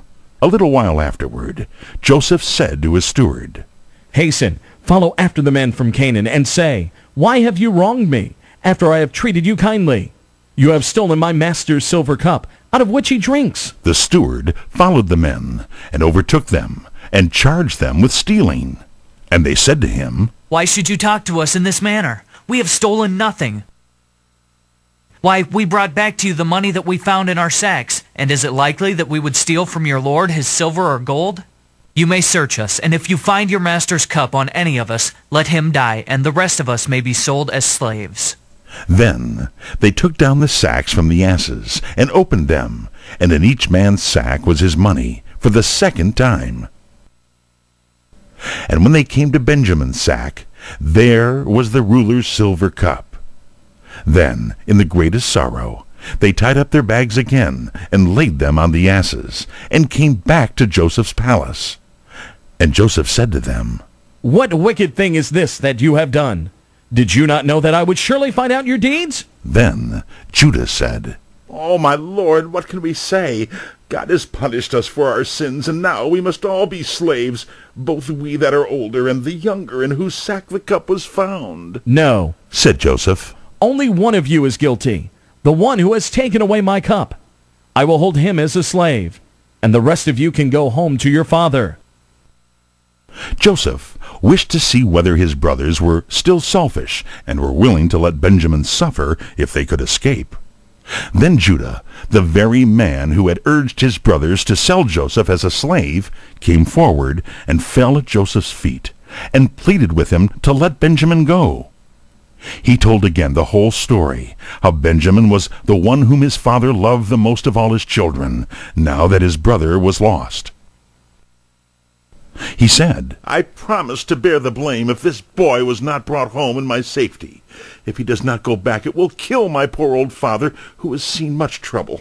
Now, let my youngest brother go home to his father, and I will stay here as a slave in this place." Joseph knew now what he had longed to know, that his brothers were no longer cruel or selfish, but one of them was willing to suffer so that his brother might be spared. And Joseph could not any longer keep his secret, for his heart longed after his brothers, and he was ready to weep again, with tears of love and joy. He sent all of his Egyptian servants out of the room, so that he might be alone with his brothers. And then he said, "Come near to me, I wish to speak with you." And they came near, wondering. Then Joseph said, "I am Joseph. Is my father really alive?" How frightened his brothers were, as they heard these words spoken in their own language by the ruler of Egypt, and for the first time knew that this stern man, who had their lives in his hand, was their own brother, whom they had wronged. Then Joseph said again, "I am Joseph, your brother, whom you sold into Egypt. But do not feel troubled because of what you did, for God sent me before you to save your lives. There have been already 2 years of need and famine, and there are to be 5 years more, where there shall neither be plowing of the fields nor harvest. It was not you who sent me here, but God, and he sent me to save your lives.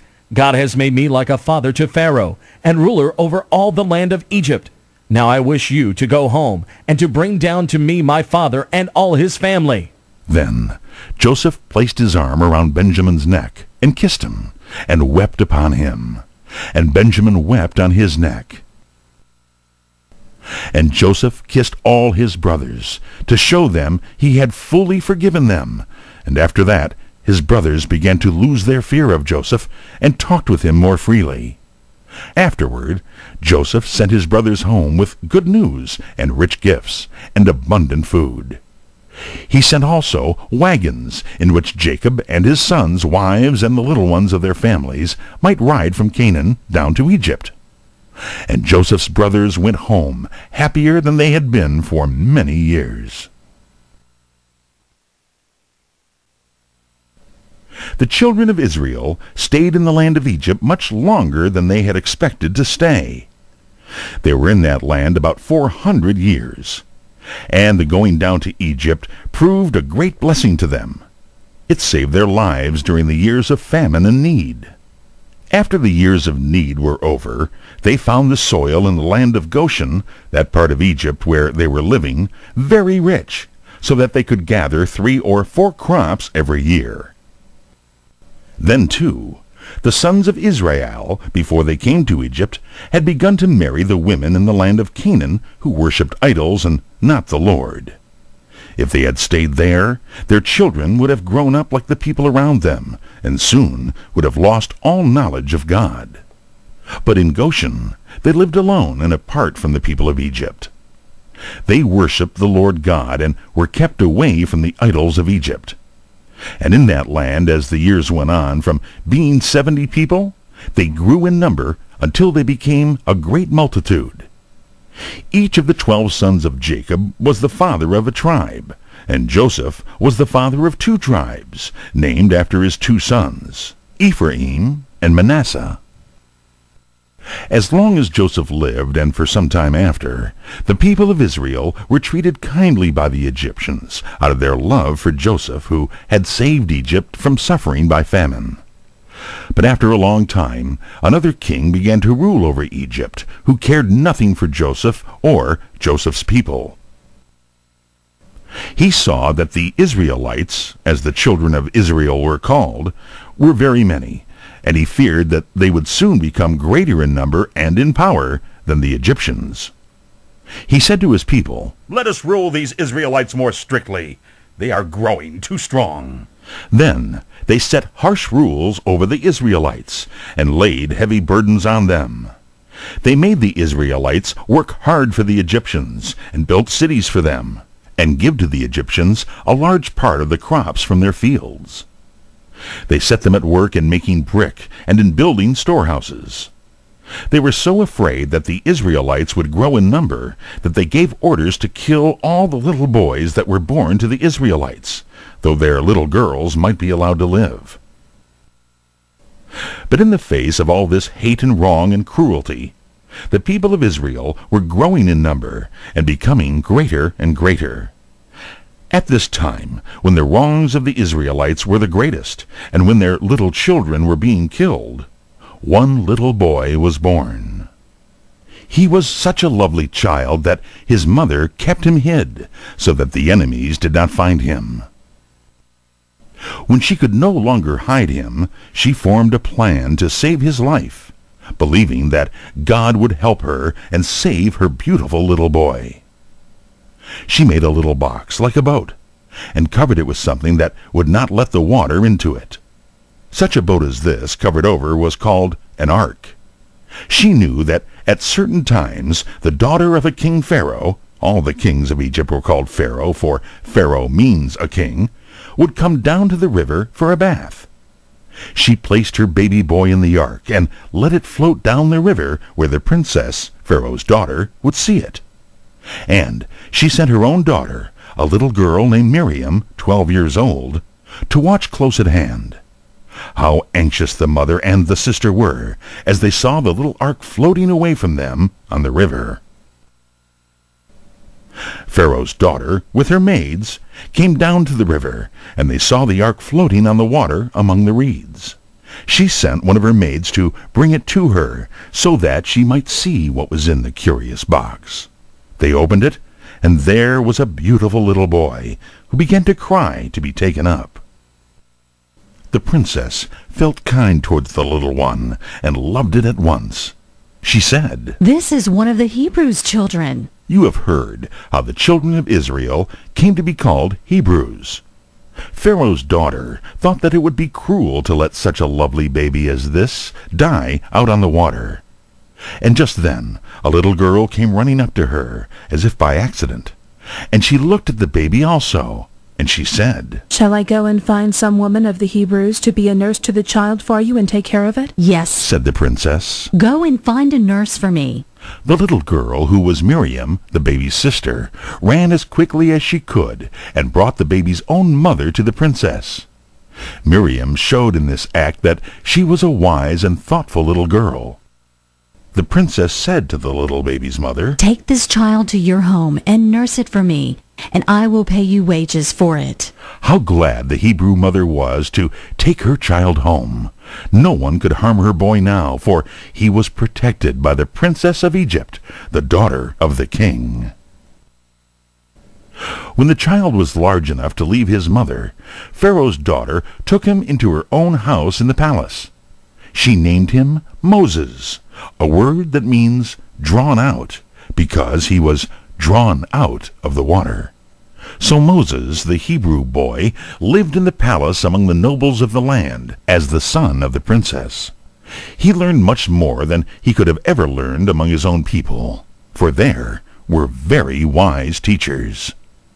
Moses gained all the knowledge that the Egyptians had to give. There, in the court of the cruel king, who had made slaves of the Israelites, God's people, was growing up our Israelite boy, who should at some time set his people free. Although Moses grew up among the Egyptians and gained their learning, he loved his own people. They were poor and were hated and were slaves, but he loved them because they were the people who served the Lord God, while the Egyptians worshipped idols and animals. Strange it was that so wise a people as these should bow down and pray to an ox, or to a cat, or to a snake, as did the Egyptians. When Moses became a man, he went among his own people, leaving the riches and ease that he might have enjoyed among the Egyptians. He felt a call from God to lift up the Israelites and set them free. But at that time he found that he could do nothing to help them. They would not let him lead them, and as the king of Egypt had now become his enemy, Moses went away from Egypt into a country in Arabia called Midian. He was sitting by a well in that land, tired from his long journey, when he saw some young women come to draw water for their flocks of sheep. But some rough men came and drove the women away, and took the water for their own flocks. Moses saw it, and helped the women, and drew the water for them. These young women were sisters, the daughters of a man named Jethro, who was a priest in the land of Midian. He asked Moses to live with him, and to help him in the care of his flocks. Moses stayed with Jethro, and married one of his daughters. So, from being a prince in the king's palace in Egypt, Moses became a shepherd in the wilderness of Midian. But Moses did not remain a shepherd. While he was tending his sheep, God appeared to him in a burning bush, and told him that he should return to Egypt and become the leader of his people. The Lord told him that the wicked Egyptians would be punished for the ill treatment they were giving the Israelites. In your Bible, you will find in the book of Exodus how God wonderfully fulfilled his promise. The Egyptians were punished by many plagues, and finally allowed the Israelites to go. They crossed the Red Sea in a wonderful way, and traveled for a long time through a wilderness, where God fed them day by day with manna from heaven. God also gave them rules as a guide for their daily living.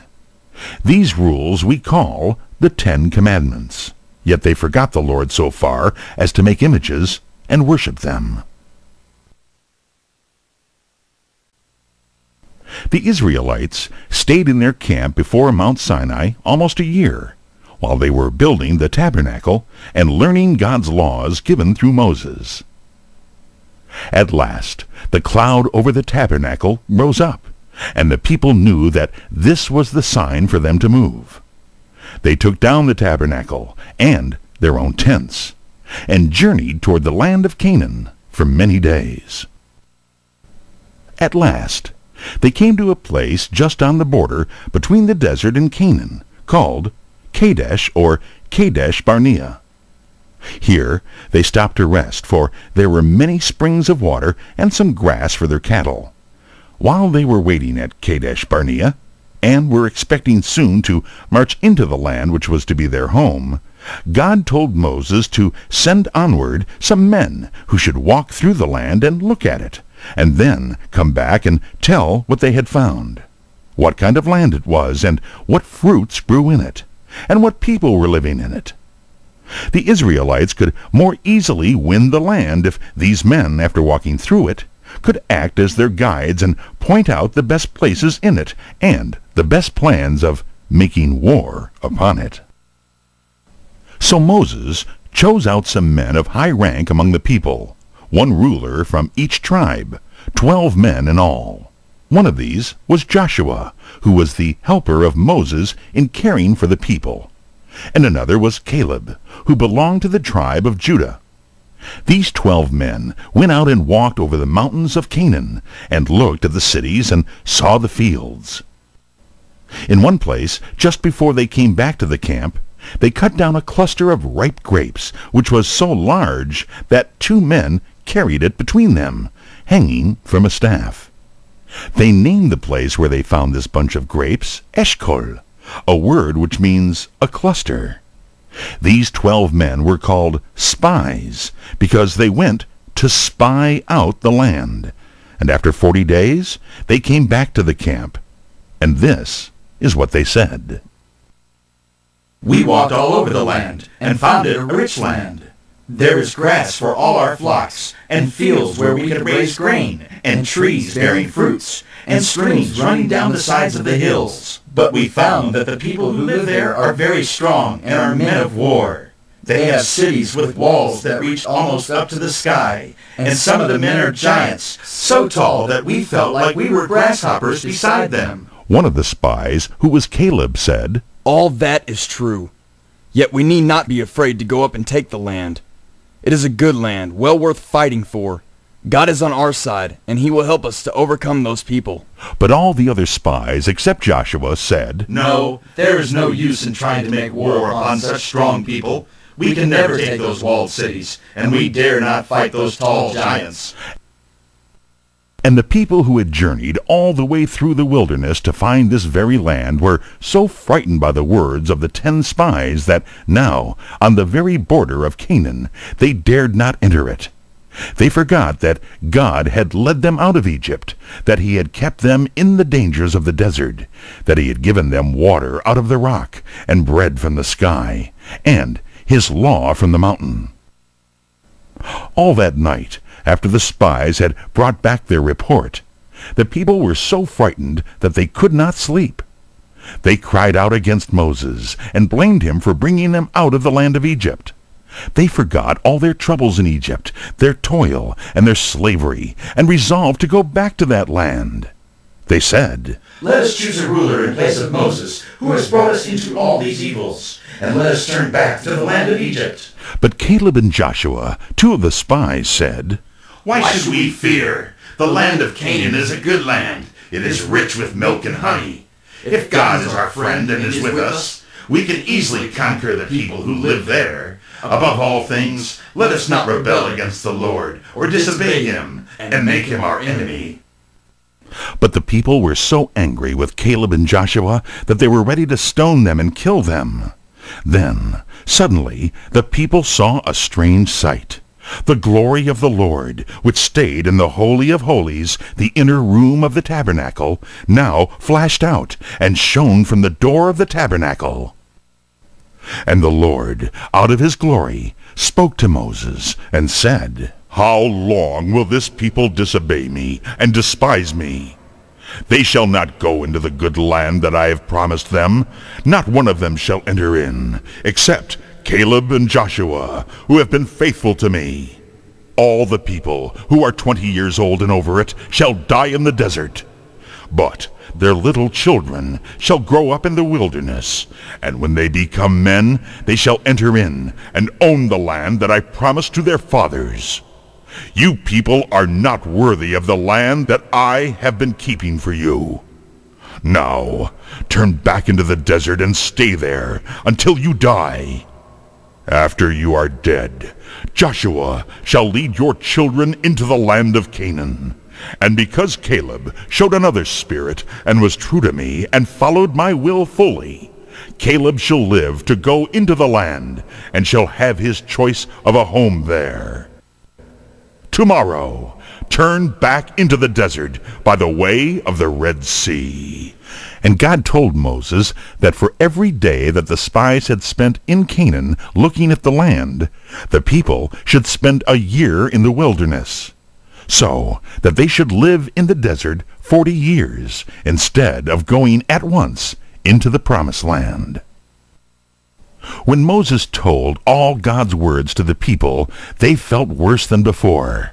They changed their minds as suddenly as they had made up their minds. No, they all said. We will not go back to the wilderness. We will go straight into the land and see if we are able to take it, as Joshua and Caleb have said. You must not go into the land, said Moses. But the people would not obey. They marched up the mountain and tried to march at once into the land, but they were without leaders and without order, a mob of men, untrained and in confusion. And the people in that part of the land, the Canaanites and the Amorites, came down upon them and killed many of them and drove them away. Then, discouraged and beaten, they obeyed the Lord and Moses and went once more into the desert. And in the desert of Paran, on the south of the land of Canaan, the children of Israel stayed nearly 40 years, and all because they would not trust in the Lord. At last, the people of Israel came into the promised land, but they did evil in the sight of the Lord in worshipping Baal, and the Lord left them to suffer for their sins. Once, the Midianites, living near the desert on the east of Israel, came against the tribes. The two tribes that suffered the hardest fate were Ephraim and the part of Manasseh on the west of Jordan. For 7 years, the Midianites swept over their land every year, just at that time of harvest, and carried away all the crops of grain until the Israelites had no food for themselves, and none for their sheep and cattle. The Midianites brought also their own flocks and camels without number, which ate all the grass of the field. The people of Israel were driven away from their villages and their farms, and were compelled to hide in the caves of the mountains. And if any Israelite could raise any grain, he buried it in pits covered with earth, or in empty wine presses, where the Midianites could not find it. One day, a man named Gideon was threshing out wheat in a hidden place, when he saw an angel sitting under an oak tree. The angel said to him, "You are a brave man, Gideon, and the Lord is with you. Go out boldly and save your people from the power of the Midianites." Gideon answered the angel, O Lord, how can I save Israel? Mine is a poor family in Manasseh, and I am the least in my father's house. And the Lord said to him, "Surely I will be with you, and I will help you drive out the Midianites." Gideon felt it was the Lord who was talking with him in the form of an angel. He brought an offering and laid it on a rock before the angel. Then the angel touched the offering with his staff. At once a fire leaped up and burned the offering, and then the angel vanished from his sight. Gideon was afraid when he saw this. But the Lord said to him, "Peace be unto you, Gideon. Do not fear, for I am with you." On the spot where the Lord appeared to Gideon, under an oak tree near the village of Ophrah in the tribeland of Manasseh, Gideon built an altar and called it by a name which means, "The Lord is Peace." And this altar was standing long afterward in that place.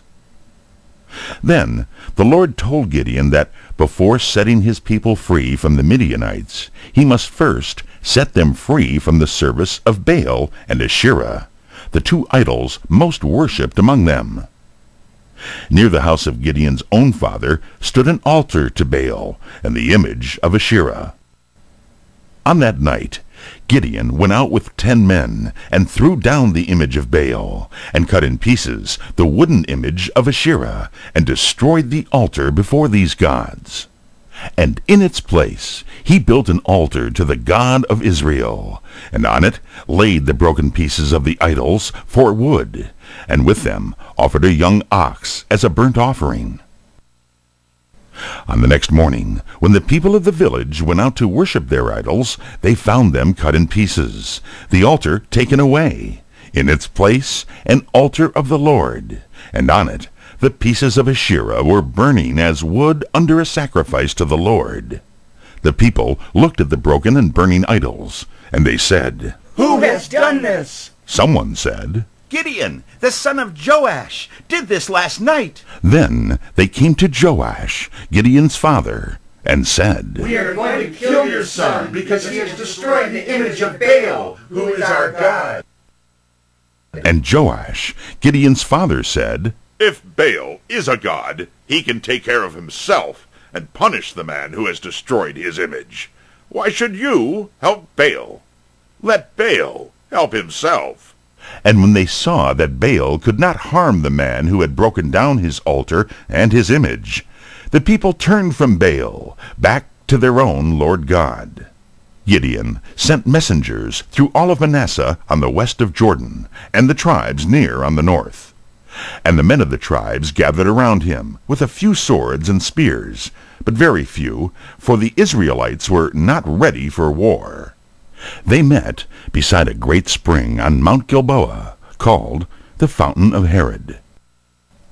Mount Gilboa is one of the 3 mountains on the east of the plain of Esdraelon, or the plain of Jezreel, where once there had been a great battle.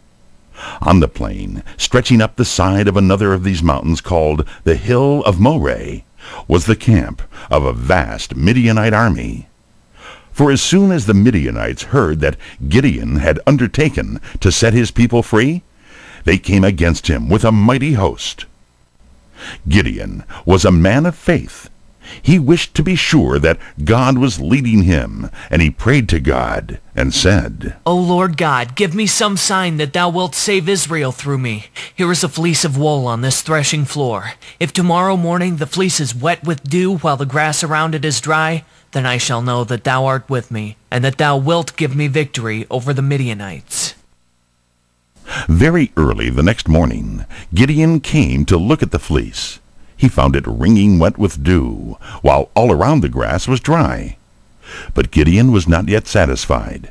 He said to the Lord, "O Lord, be not angry with me, but give me just one more sign. Tomorrow morning let the fleece be dry, and let all the dew fall around it, and then I will doubt no more." The next morning, Gideon found the grass and the bushes wet with dew, while the fleece of wool was dry. And Gideon was now sure that God had called him, and that God would give him victory over the enemies of Israel. The Lord said to Gideon, "Your army is too large. If Israel should win the victory, they would say, 'We won it by our own might.' Send home all those who are afraid to fight." For many of the people were frightened as they looked at the host of their enemies, and the Lord knew that these men would only hinder the rest in the battle. So Gideon sent word through the camp, "Whoever is afraid of the enemy may go home." And 22,000 people went away, leaving only 10,000 in Gideon's army.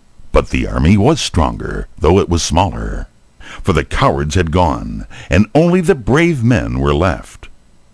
But the Lord said to Gideon, "The people are yet too many. You need only a few of the bravest and best men to fight in this battle. Bring the men down the mountain, past the water, and I will show you there how to find the men whom you need." In the morning, Gideon, by God's command, called his 10,000 men out and made them march down the hill, just as though they were going to attack the enemy. And as they were beside the water, he noticed how they drank, and set them apart in 2 companies, according to their way of drinking. When they came to the water, most of the men threw aside their shields and spears, and knelt down and scooped up a draught of the water with both hands together like a cup. These men Gideon commanded to stand in one company. There were a few men who did not stop to take a large draught of water. Holding spear and shield in the right hand to be ready for the enemy if one should suddenly appear, they merely caught up a handful of the water in passing and marched on, lapping up the water from one hand. God said to Gideon, "Set by themselves these men who lapped up each a handful of water. These are the men whom I have chosen to set Israel free." Gideon counted these men and found that there were only 300 of them, while all the rest bowed down on their faces to drink.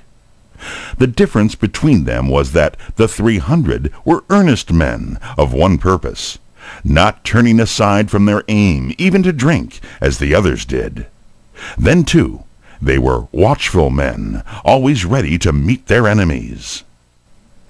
So Gideon, at God's command, sent back to the camp on Mount Gilboa all the rest of his army, nearly 10,000 men, keeping with himself only his little band of 300. Gideon's plan did not need a large army, but it needed a few careful, bold men who should do exactly as their leader commanded them. He gave to each man a lamp, a pitcher, and a trumpet, and told the men just what was to be done with them. The lamp was lighted, but was placed inside the pitcher, so that it could not be seen. He divided his men into 3 companies, and very quietly led them down the mountain in the middle of the night, and arranged them all in order around the camp of the Midianites. Then, at one moment, a great shout rang out in the darkness. "The sword of the Lord and of Gideon!" And after it came a crash of breaking pitchers, and then a flash of light in every direction. The 300 men had given the shout and broken their pitchers, so that on every side lights were shining. The men blew their trumpets with a mighty noise, and the Midianites were roused from sleep to see enemies all around them, lights beaming and swords flashing, while everywhere the sharp sound of the trumpets was heard. They were filled with sudden terror and thought only of escape, not of fighting. But wherever they turned, their enemies seemed to be standing with swords drawn. They trampled each other down to death, fleeing from the Israelites. Their own land was in the east, across the river Jordan, and they fled in that direction, down one of the valleys between the mountains. Gideon had thought that the Midianites would turn towards their own land if they should be beaten in the battle, and he had already planned to cut off their flight. The 10,000 men in the camp he had placed on the sides of the valley leading to the Jordan. There they slew very many of the Midianites as they fled down the steep pass toward the river. And Gideon had also sent to the men of the tribe of Ephraim, who had thus far taken no part in the war, to hold the only place at the river where the men could wade through the water. Those of the Midianites who had escaped from Gideon's men on either side of the valley were now met by the Ephraimites at the river, and many more of them were slain. Among the slain were 2 of the princes of the Midianites, named Oreb and Zeb. A part of the Midianite army was able to get across the river and to continue its flight toward the desert. But Gideon and his brave 300 men followed closely after them, fought another battle with them, destroyed them utterly, and took their 2 kings, Zebah and Zalmunna, whom he killed. After this great victory, the Israelites were freed forever from the Midianites. They never again ventured to leave their home in the desert to make war on the tribes of Israel. After this, as long as Gideon lived, he ruled as judge in Israel. The people wished him to make himself a king.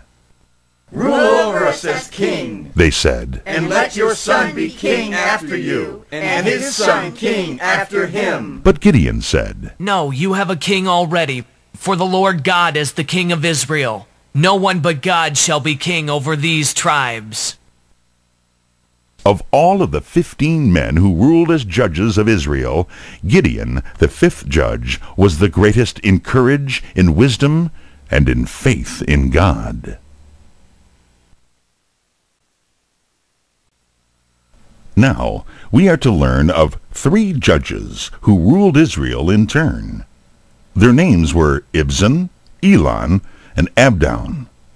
None of these were men of war. And in their days the land was quiet.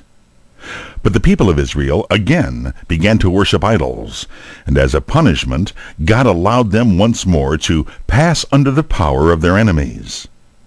The 7th oppression which now fell upon Israel was by far the hardest, the longest, and the most widely spread of any, for it was over all the tribes.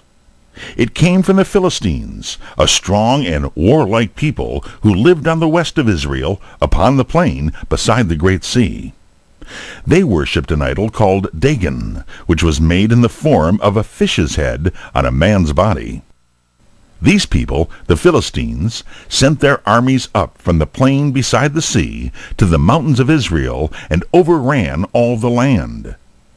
They took away from the Israelites all their swords and spears, so they could not fight.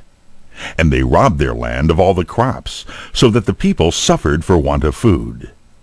And as before, the Israelites in their trouble cried out to the Lord, and the Lord heard their prayer.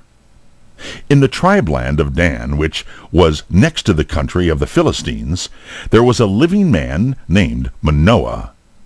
One day an angel came to his wife and said, "You shall have a son, and when he grows up, he will begin to save Israel from the hand of the Philistines. But your son must never drink any wine or strong drink as long as he lives. And his hair must be allowed to grow long, and must never be cut. For he shall be a Nazirite, under a vow to the Lord." When a child was given, especially to God, or when a man gave himself to some work for God, he was forbidden to drink wine. And as a sign, his hair was left to grow long while the vow or promise to God was upon him. Such a person as this was called a Nazirite, a word which means one who has a vow. And Manoah's child was to be a Nazirite, and under a vow as long as he lived. The child was born and was named Samson. He grew up to become the strongest man of whom the Bible tells. Samson was no general like Gideon or Jephthah to call out his people and lead them in war. He did much to set his people free, but all that he did was by his own strength. When Samson became a young man, he went down to Timnath in the land of the Philistines, where he saw a young Philistine woman whom he loved and wished to have as his wife. His father and mother were not pleased that he should marry among the enemies of his own people. They did not know that God would make this marriage the means of bringing harm upon the Philistines and of helping the Israelites. As Samson was going down to Timnath to see this young woman, a hungry lion came out of the mountain, roaring against him. Samson seized the lion and tore him in pieces as easily as another man would have killed a little kid of the goats, and then went on his way. He made his visit and came home, but said nothing to anyone about the lion. After a time, Samson went again to Timnath for his marriage with the Philistine woman. On his way, he stopped to look at the dead lion, and in its body he found a swarm of bees and the honey which they had made. He took some of the honey and ate it as he walked, but told no one of it. At the wedding feast, which lasted a whole week, there were many Philistine young men, and they amused each other with questions and riddles. "I will give you a riddle," said Samson. "If you answer it during the feast, I will give you 30 suits of clothing.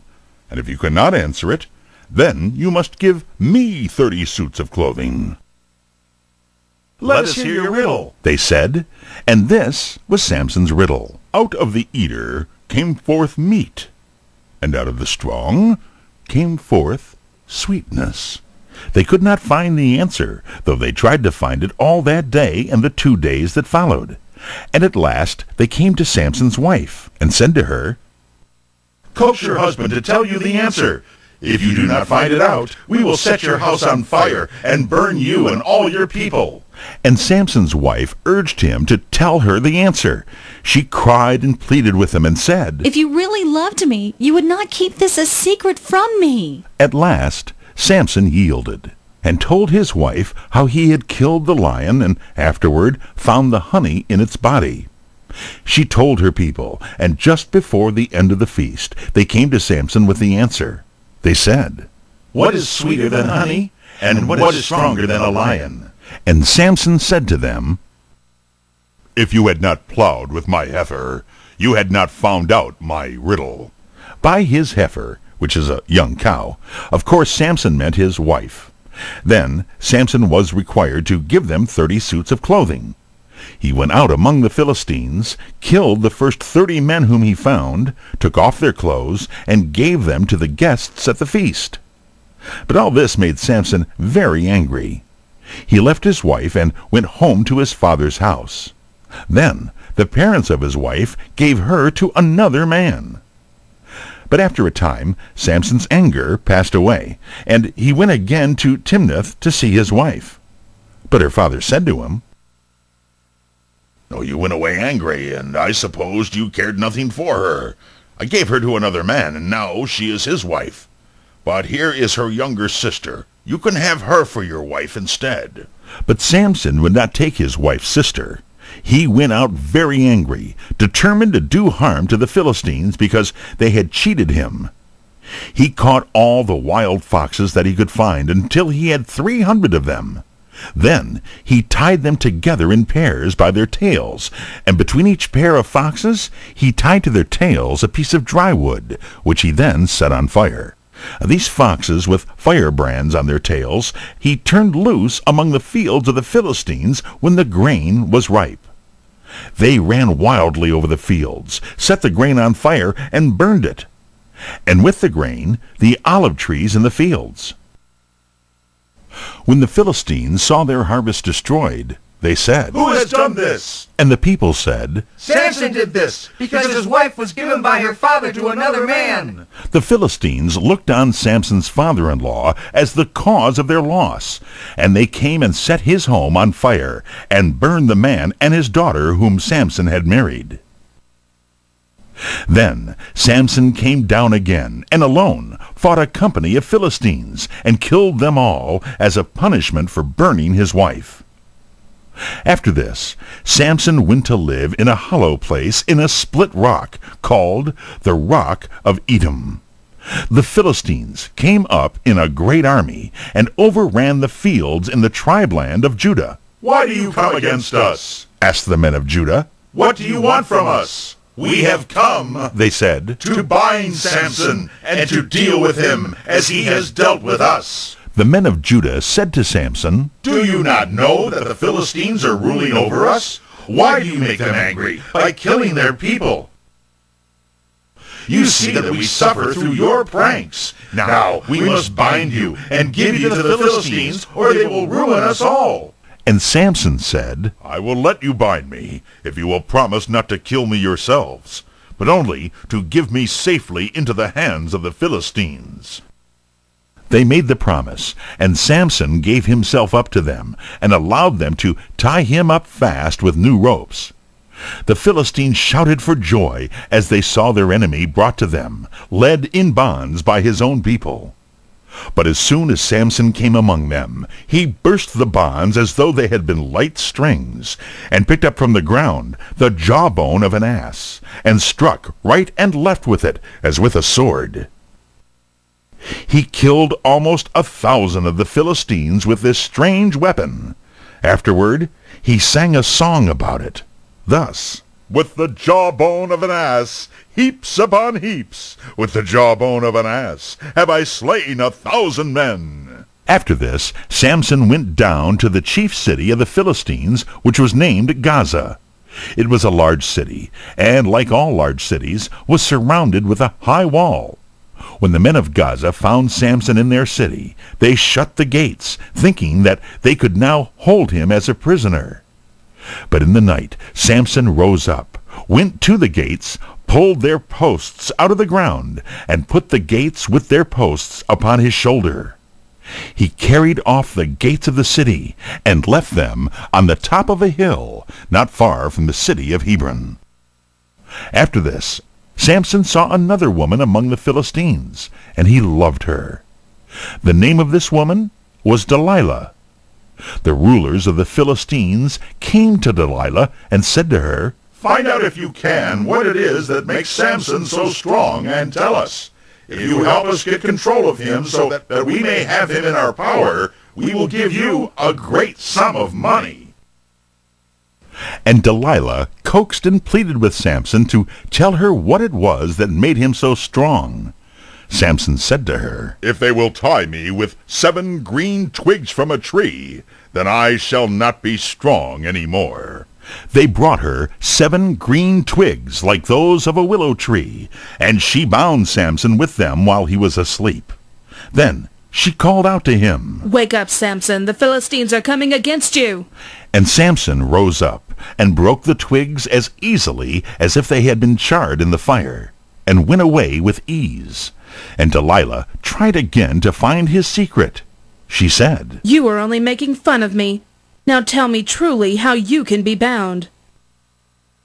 And Samson said, "Let them bind me with new ropes that have never been used before, and then I cannot get away." While Samson was asleep again, Delilah bound him with new ropes. Then she called out as before, "Get up, Samson, for the Philistines are coming!" And when Samson rose up, the ropes broke as if they were thread. And Delilah again urged him to tell her. And he said, "You notice that my long hair is in 7 locks. Weave it together in the loom, just as if it were the threads in a piece of cloth." Then, while he was asleep, she wove his hair in the loom, and fastened it with a large pin to the weaving frame. But when he awoke, he rose up, and carried away the pin and the beam of the weaving frame, for he was as strong as before. And Delilah, who was anxious to serve her people, said, "Why do you tell me that you love me, as long as you deceive me and keep me from your secret?" And she pleaded with him day after day, until at last he yielded to her, and told her the real secret of his strength. He said, "I am a Nazirite, under a vow to the Lord, not to drink wine, and not to allow my hair to be cut. If I should let my hair be cut short, then the Lord would forsake me, and my strength would go from me, and I would be like other men." Then Delilah knew that she had found the truth at last. She sent for the rulers of the Philistines, saying, "Come up this once, and you shall have your enemy, for he has told me all that is in his heart." Then, while the Philistines were watching outside, Delilah let Samson go to sleep with his head upon her knees. While he was sound asleep, they took a razor and shaved off all his hair. Then she called out, as at other times, "Rise up, Samson, the Philistines are upon you." He awoke and rose up, expecting to find himself strong as before, for he did not at first know that his long hair had been cut off. But the vow to the Lord was broken, and the Lord had left him. He was now as weak as other men, and helpless in the hands of his enemies. The Philistines easily made him their prisoner, and that he might never do them more harm, they put out his eyes. Then they chained him with fetters, and set him to the prison at Gaza. And in the prison they made Samson turn a heavy millstone to grind grain, just as though he were a beast of burden. But while Samson was in prison, his hair grew long again, and with his hair his strength came back to him, for Samson renewed his vow to the Lord. One day a great feast was held by the Philistines in the temple of their fish god Dagon. For they said, "Our God has given us Samson, our enemy, into our hands. Let us be glad together, and praise Dagon." And the temple was thronged with people, and the roof over it was also crowded with more than 3,000 men and women. they sent for Samson to rejoice over him. And Samson was led into the court of the temple before all the people to amuse them. After a time, Samson said to the boy who was leading him, "Take me up to the front of the temple, so that I may stand by one of the pillars and lean against it." And while Samson stood between the two pillars, he prayed, "O Lord God, remember me, I pray thee, and give me strength. Only this once, O God, and help me, that I may obtain vengeance upon the Philistines for my 2 eyes." Then he placed one arm around the pillar on one side, and the other arm around the pillar on the other side. And he said, "Let me die with the Philistines." And he bowed forward with all his might, and pulled the pillars over with him, bringing down the roof and all upon it, upon those that were under it. Samson himself was among the dead, but in his death he killed more of the Philistines than he had killed during his life. Then, in the terror which came upon the Philistines, the men of Samson's tribe came down and found his dead body, and buried it in their own land. After that, it was years before the Philistines tried again to rule over the Israelites. Samson did much to set his people free, but he might have done much more if he had led his people instead of trusting alone to his own strength, and if he had lived more earnestly and not done his deeds as though he was playing pranks. There were deep faults in Samson, but at the end he sought God's help and found it, and God used Samson to set his people free. In the time of the judges in Israel, a man named Elimelech was living in the town of Bethlehem in the tribe of Judah, about 6 miles south of Jerusalem. His wife's name was Naomi, and his 2 sons were Mahlon and Chilion. For some years the crops were poor, and food was scarce in Judah. And Elimelech and his family went to live in the land of Moab, which was on the east of the Dead Sea, as Judah was on the west. There they stayed 10 years, and in that time Elimelech died. His 2 sons married women of the country of Moab, one named Orpah, the other named Ruth. But the 2 young men also died in the land of Moab, so that Naomi and her 2 daughters-in-law were all left widows. Naomi heard that God had again given good harvests and bread to the land of Judah, and she rose up to go from Moab back to her own land and her own town of Bethlehem. The 2 daughters-in-law loved her, and both would have gone with her, though the land of Judah was a strange land to them, for they were of the Moabite people. Naomi said to them, "Go back, my daughters, to your own mother's homes. May the Lord deal kindly with you, as you have been kind to your husbands and to me. May the Lord grant that each of you may yet find another husband and a happy home." Then Naomi kissed them in farewell, and the 3 women all wept together. The 2 young widows said to her, "You have been a good mother to us, and we will go with you and live among your people." "No, no," said Naomi. "You are young, and I am old. Go back and be happy among your own people." Then Orpah kissed Naomi and went back to her people, but Ruth would not leave her. She said, "Do not ask me to leave you, for I never will. Where you go, I will go. Where you live, I will live.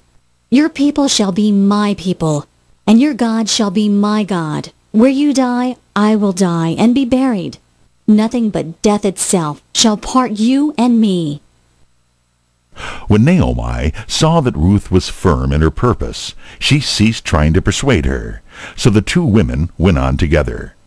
They walked around the Dead Sea, and crossed the river Jordan, and climbed the mountains of Judah, and came to Bethlehem. Naomi had been absent from Bethlehem for 10 years, but her friends were all glad to see her again. They said, "Is this Naomi, who we knew years ago?" Now the name Naomi means pleasant, and Naomi said, "Call me not Naomi, call me Mara, For the Lord has made my life bitter. I went out full, with my husband and 2 sons. Now I come home empty, without them. Do not call me pleasant. Call me bitter.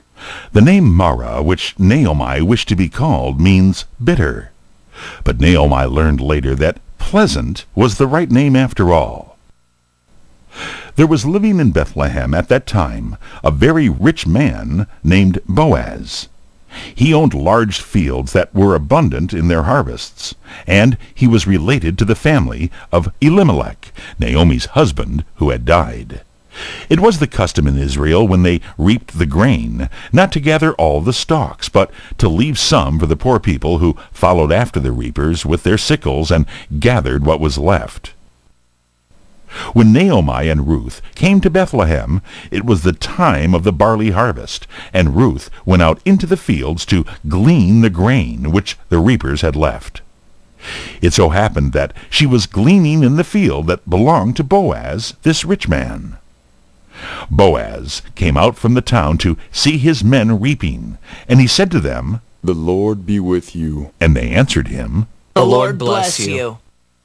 And Boaz said to his master of the reapers, "Who is this young woman that I see gleaning in the field?" The man answered, "It is the young woman from the land of Moab who came with Naomi. She asked leave to glean after the reapers and has been here gathering grain since yesterday." Then Boaz said to Ruth, "Listen to me, my daughter.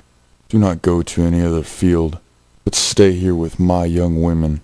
No one shall harm you, and when you are thirsty, go and drink at our vessels of water." Then Ruth bowed to Boaz and thanked him for his kindness, all the more kind because she was a stranger in Israel. Boaz said, "I have heard how true you have been to your mother-in-law Naomi, in leaving your own land and coming with her to this land. May the Lord, under whose wings you have come, give you a reward." And at noon, when they sat down to rest and eat, Boaz gave her some of the food.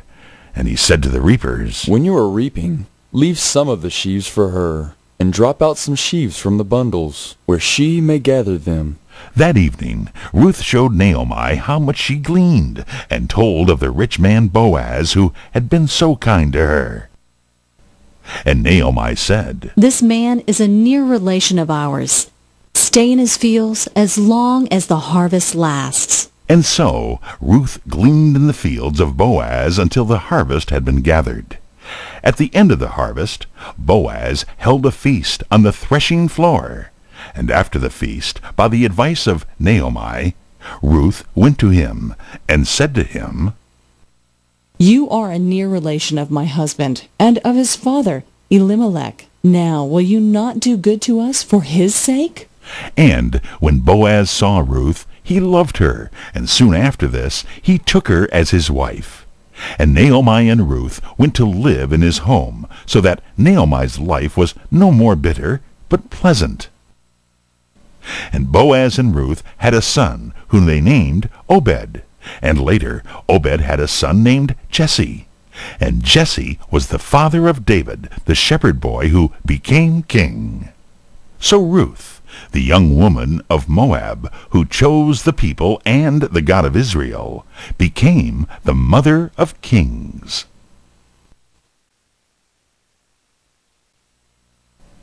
Living at Ramah, in the mountains of Ephraim, there was a man whose name was Elkanah.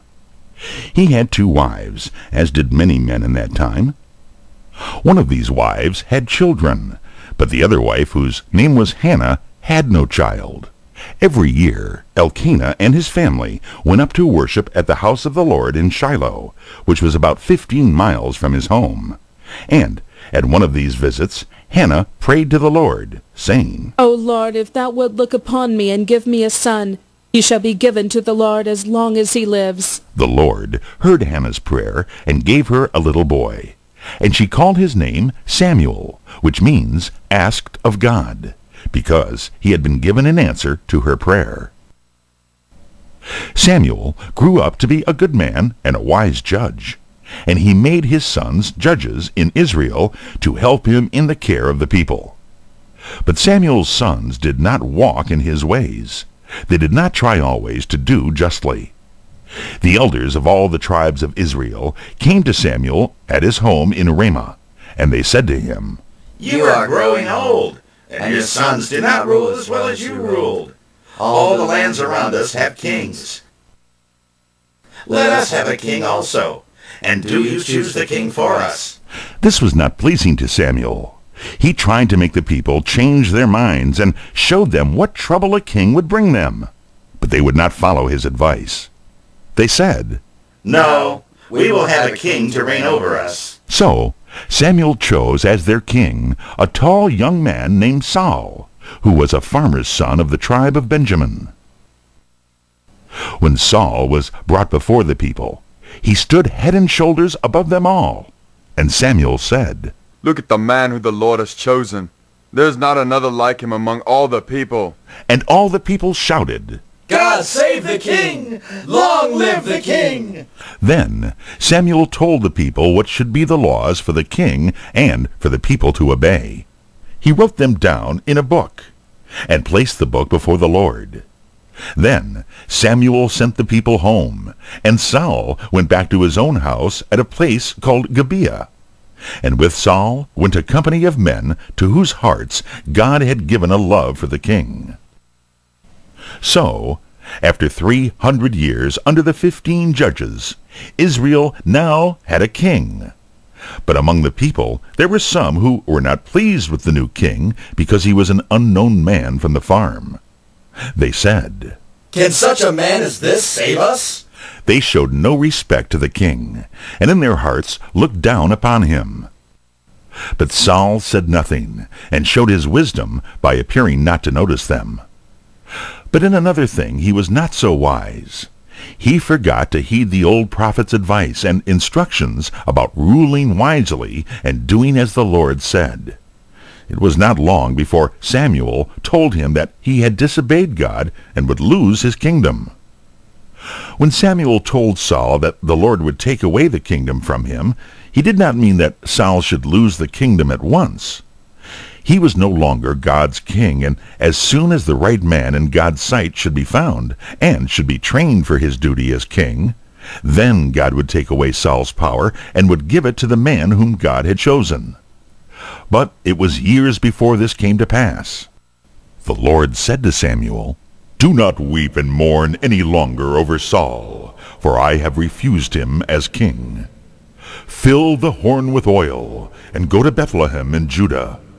There find a man named Jesse, for I have chosen a king among his sons. But Samuel knew that Saul would be very angry if he should learn that Samuel had named any other man as king.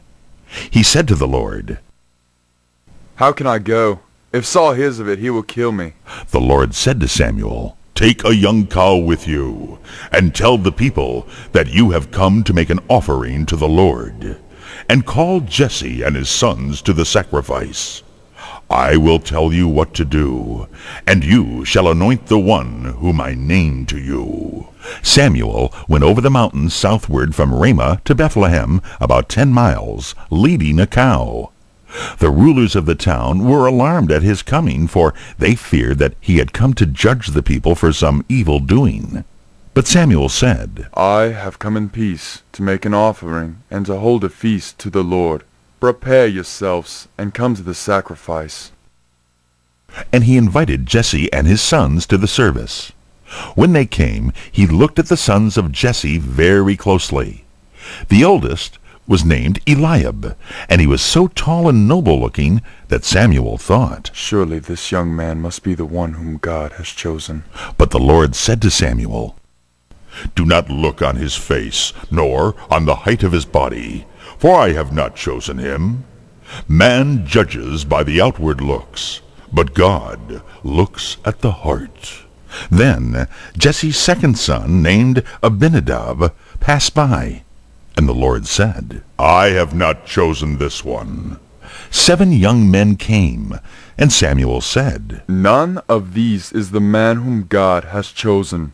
Are these all your children? There is one more, said Jesse. The youngest of all. He is a boy in the field, caring for the sheep. And Samuel said, Send for him, for we will not sit down until he comes. So after a time, the youngest son was brought in. His name was David, a word that means darling, and he was a beautiful boy, perhaps 15 years old, with fresh cheeks and bright eyes. As soon as the young David came, the Lord said to Samuel, Arise, anoint him, for this is the one whom I have chosen. Then Samuel poured oil on David's head in the presence of all his brothers. But no one knew at that time the anointing to mean that David was to be king. Perhaps they thought that David was chosen to be a prophet like Samuel. From that time, the Spirit of God came upon David, and he began to show signs of coming greatness. He went back to his sheep on the hillsides around Bethlehem, but God was with him. David grew up strong and brave, not afraid of the wild beasts which prowled around and tried to carry away his sheep. More than once he fought with lions and bears and killed them when they seized the lambs of his flock. And David, alone all day, practiced throwing stones in a sling until he could strike exactly the place for which he aimed. When he swung his sling, he knew that the stone would go to the very spot at which he was throwing it. And young as he was, David thought of God and talked with God, and God talked with David, and showed to David his will. After Saul had disobeyed the voice of the Lord, the Spirit of the Lord left Saul, and no longer spoke to him. And Saul became very sad of heart. At times a madness would come upon him, and at all times he was very unhappy. The servants of Saul noticed that when someone played on the harp and sang, Saul's spirit was made more cheerful, and the sadness of soul left him. At one time, Saul said, Find someone who can play well and bring him to me. Let me listen to music, for it drives away my sadness. One of the young men said, I have seen a young man, a son of Jesse in Bethlehem, who can play well. He is handsome in his looks and agreeable in talking. I have also heard that he is a brave young man, who can fight as well as he can play, and the Lord is with him. Then Saul sent a message to Jesse, David's father. He said, Send me your son David, who is with the sheep. Let him come and play before me. Then David came to Saul, bringing with him a present for the king from Jesse. When Saul saw him, he loved him, as did everybody who saw the young David. And David played on the harp and sang before Saul. And David's music cheered Saul's heart and drove away his sad feelings. Saul liked David so well that he made him his armor-bearer, and David carried the shield and spear and sword for Saul when the king was before his army. But Saul did not know that David had been anointed by Samuel. After a time, Saul seemed well, and David returned to Bethlehem and was once more among his sheep in the field. Perhaps it was at this time that David sang his shepherd's song, or it may have been long afterward when David looked back in thought to those days when he was leading his sheep. This is the song which you have heard often. The Lord is my shepherd, I shall not want. He maketh me to lie down in green pastures. He leadeth me beside the still waters. He restoreth my soul. He leadeth me in the paths of righteousness, for his name's sake. Yea, though I walk through the valley of the shadow of death, I will fear no evil, for thou art with me. Thy rod and thy staff, they comfort me. Thou preparest a table before me in the presence of mine enemies. Thou anointest my head with oil. My cup runneth over. Surely goodness and mercy shall follow me all the days of my life, and I will dwell in the house of the Lord forever.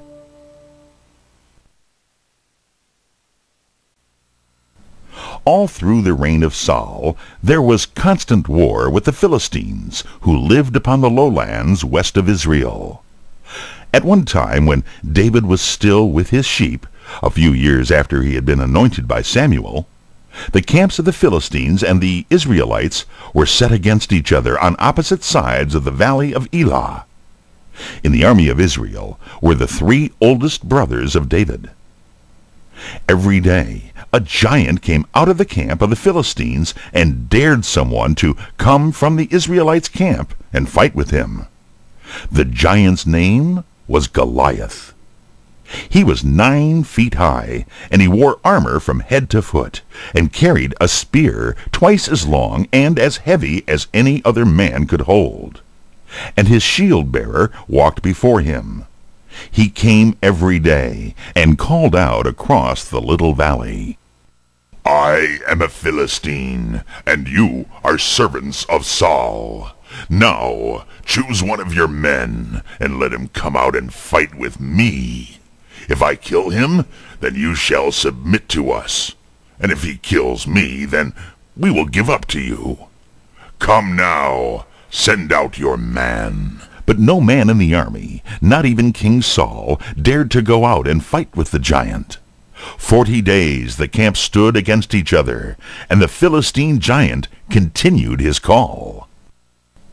One day, old Jesse, the father of David, sent David from Bethlehem to visit his 3 brothers in the army. David came and spoke to his brothers, and while he was talking with them, Goliath the giant came out as before in front of the camp, calling for someone to fight with him. They said to one another, If any man will go out and kill this Philistine, the king will give him a great reward and a high rank. And the king's daughter shall be his wife. And David said, Who is this man that speaks in this proud manner against the armies of the living God? Why does not someone go out and kill him? David's brother Eliab said to him, What are you doing here, leaving your sheep in the field? I know that you have come down just to see the battle. But David did not care for his brother's words. He thought he saw a way to kill this boasting giant. And he said, If no one else will go, I will go out and fight with this enemy of the Lord's people. They brought David before King Saul. Some years had passed since Saul had met David, and he had grown from a boy to a man, so that Saul did not know him as the shepherd who had played on the harp before him in other days. Saul said to David, You cannot fight with this great giant. You are very young, and he is a man of war, trained from his youth. And David answered King Saul, I am only a shepherd, but I have fought with lions and bears when they have tried to steal my sheep, and I am not afraid to fight with this Philistine. Then Saul put his own armor on David, a helmet on his head, and a coat of mail on his body, and a sword at his waist. But Saul was almost a giant, and his armor was far too large for David. David said, I am not used to fighting with such weapons as these. Let me fight in my own way. So David took off Saul's armor. While everybody in the army had been looking on the giant with fear, David had been thinking out the best way for fighting him, and God had given to David a plan. It was to throw the giant off his guard by appearing weak and helpless, and while so far away that the giant could not reach him with sword or spear, to strike him down with a weapon which the giant would not expect and would not be prepared for. David took his shepherd's staff in his hand as though that were to be his weapon. But out of sight, in a bag under his mantle, he had 5 smooth stones, carefully chosen, and a sling, the weapon that he knew how to use. Then he came out to meet the Philistine.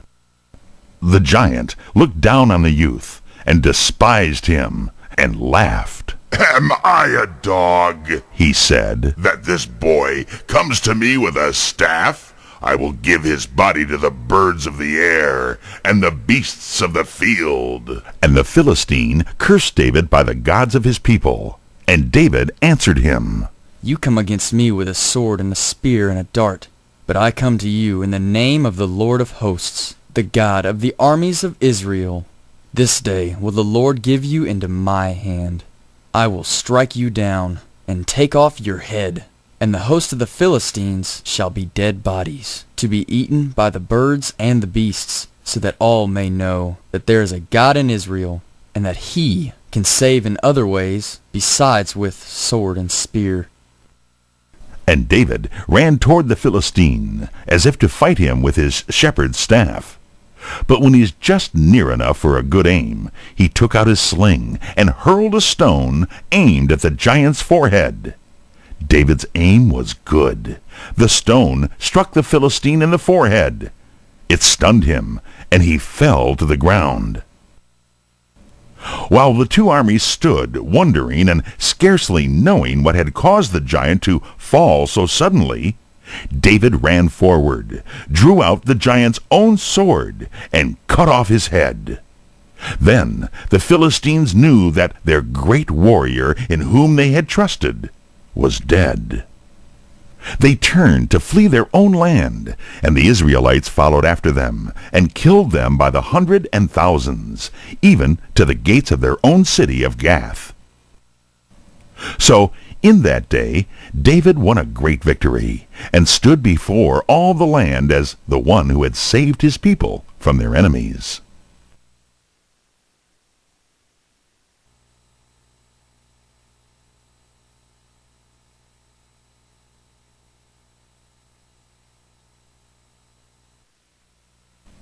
Now, Saul had a son, Jonathan, near David's own age. He and David became fast friends and loved one another as brothers. Saul the king became very jealous of David because the people praised him after his fight with Goliath. He even threatened to take David's life. He tried to catch him in his own house, but David's wife let him down from a window by a rope, and he escaped. He met his friend Jonathan, who told him that he should flee. They renewed their promises of friendship, which they kept ever afterward. From this meeting with Jonathan, David went forth to be a wanderer, having no home as long as Saul lived. He found a great cave called the Cave of Adullam, and hid in it.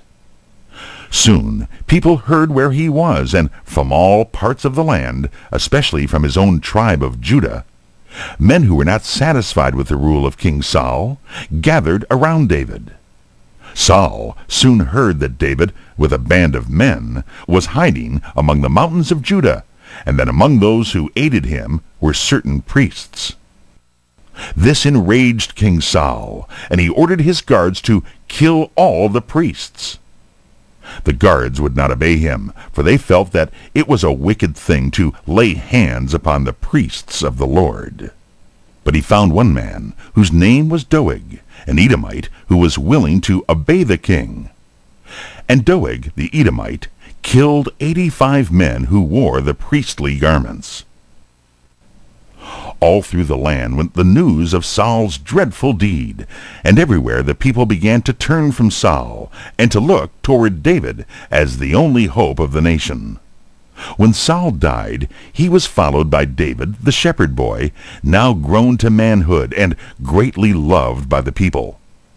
He had many battles to fight with the Philistines, and was nearly always victorious.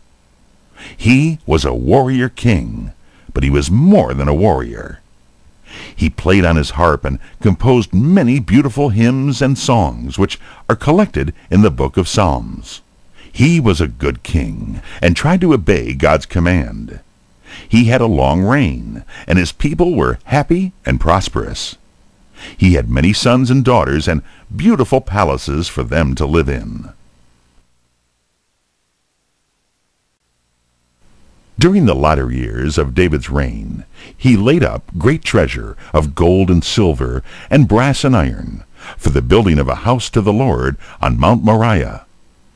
This house was to be called the Temple, and it was to be made very beautiful, the most beautiful building and the richest in all the land.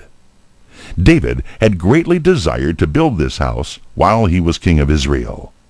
But God said to him, "You have been a man of war, and have fought many battles, and shed much blood. My house shall be built by a man of peace. When you die, your son Solomon shall reign, and he shall have peace, and shall build my house. So David made ready great store of precious things for the temple, also stone and cedar to be used in the building. And David said to Solomon his son, God has promised that there shall be rest and peace to the land while you are king, and the Lord will be with you, and you shall build a house where God shall live among his people. But David had other sons who were older than Solomon, and one of these sons, whose name was Adonijah, formed a plan to make himself king.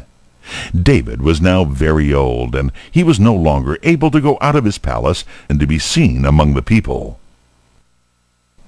Adonijah gathered his friends, and among them were Joab, the general of the army, and Abiathar, one of the 2 high priests. They met at a place outside the wall, and had a great feast, and were about to crown Adonijah as king, when word came to David in the palace. David, though old and feeble, was still wise. He said, Let us make Solomon king at once, and thus put an end to the plans of these men. So, at David's command, they brought out the mule on which no one but the king was allowed to ride, and they placed Solomon upon it. And, with the king's guards and the nobles and the great men, they brought the young Solomon down to the valley of Gihon, south of the city. And Zadok the priest took from the tabernacle the horn filled with holy oil that was used for anointing or pouring oil on the head of the priests when they were set apart for their work. He poured oil from this horn on the head of Solomon, and then the priests blew the trumpets, and all the people cried aloud, God save King Solomon! All this time Adonijah and Joab and their friends were not far away, almost in the same valley, feasting and making merry, intending to make Adonijah king. They heard the sound of the trumpets and the shouting of the people. Joab said, What is the cause of all this noise and uproar? A moment later, Jonathan, the son of Abiathar, came running in. Jonathan said to the men who were feasting, Our lord King David has made Solomon king, and he has just been anointed in Gihon, and all the princes and the heads of the army are with him. And the people are shouting, God save King Solomon. And David has sent from his bed a message to Solomon, saying, May the Lord make your name greater than mine has been. Blessed be the Lord, who has given me a son to sit this day on my throne. When Adonijah and his friends heard this, they were filled with fear. Every man went at once to his house, except Adonijah. He hastened to the altar of the Lord and knelt before it, and took hold of the horns that were on its corners in front. This was a holy place, and he hoped that there Solomon might have mercy on him. And Solomon said, If Adonijah will do right and be faithful to me as king of Israel, no harm shall come to him. But if he does wrong, he shall die. Then Adonijah came and bowed down before King Solomon, and promised to obey him. And Solomon said, Go to your own house. Not long after this, David sent for Solomon, and from his bed he gave his last advice to Solomon. And soon after that, David died an old man, having reigned in all 40 years. 7 years over the tribe of Judah at Hebron, and 33 years over all Israel in Jerusalem. He was buried in great honor on Mount Zion, and his tomb remained standing for many years. The great work of Solomon's reign was the building of the house of God. It was generally called the Temple. It was built on Mount Moriah, one of the hills of Jerusalem. King David had prepared for it by gathering great stores of silver, stone, and cedar wood. The walls were made of stone, and the roof of cedar. Solomon had great ships, which visited other lands and brought precious stones and fine woods for the building.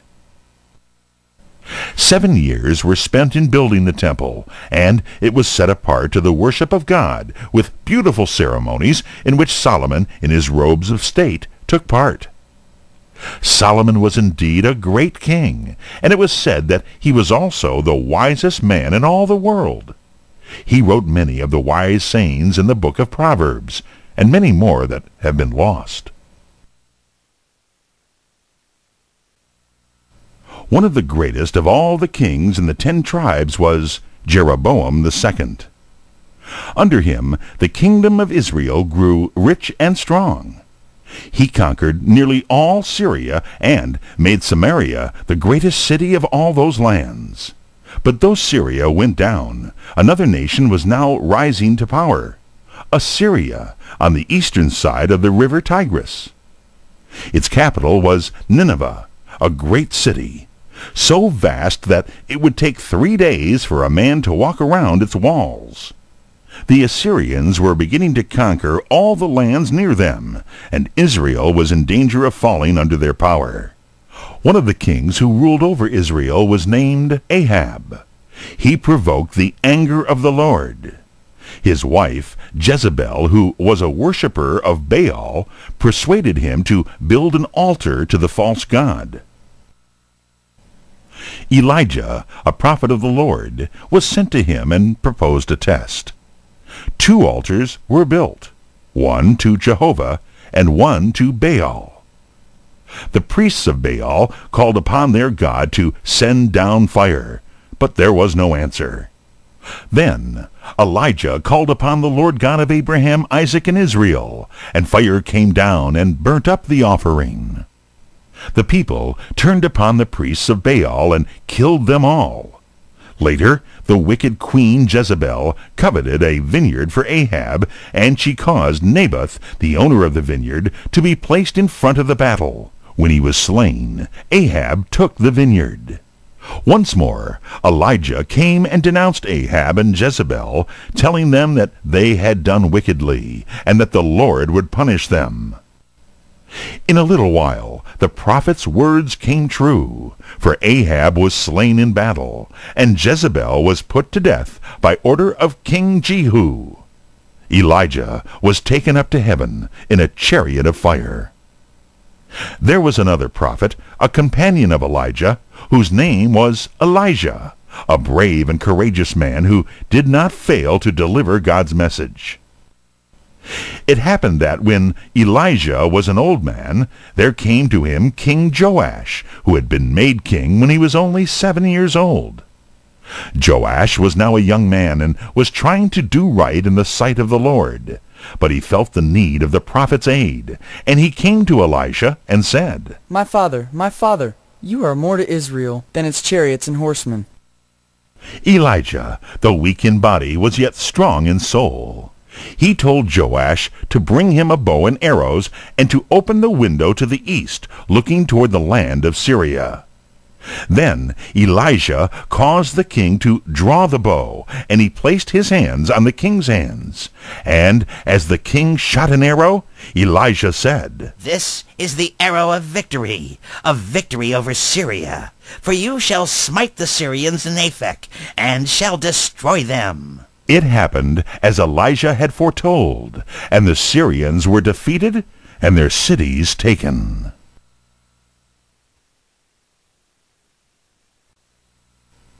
At this time, another prophet named Jonah was giving the word of the Lord to the Israelites.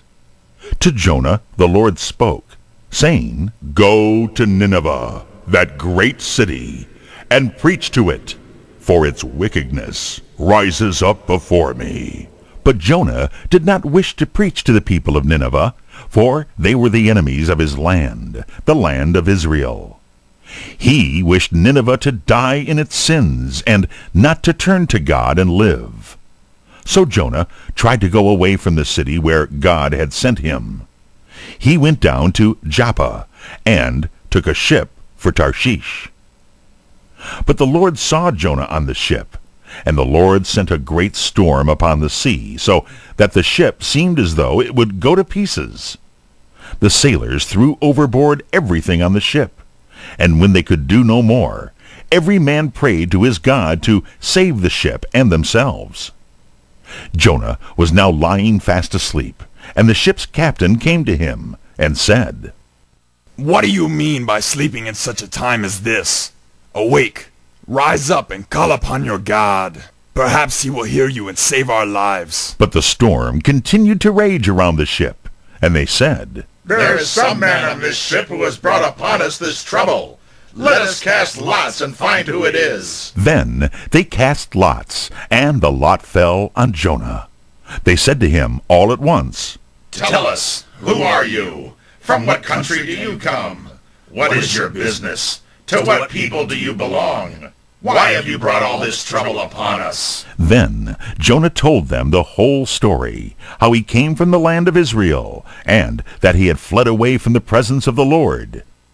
And they said to him, What shall we do to you, that the storm may cease? Then said Jonah, Take me up and throw me into the sea. Then the storm will cease, and the waters will be calm. For I know that for my sake this great tempest is upon you. But the men were not willing to throw Jonah into the sea. They rowed hard to bring the ship to the land, but they could not. Then they cried unto the Lord, and said, We pray thee, O Lord, we pray thee, let us not die for this man's life.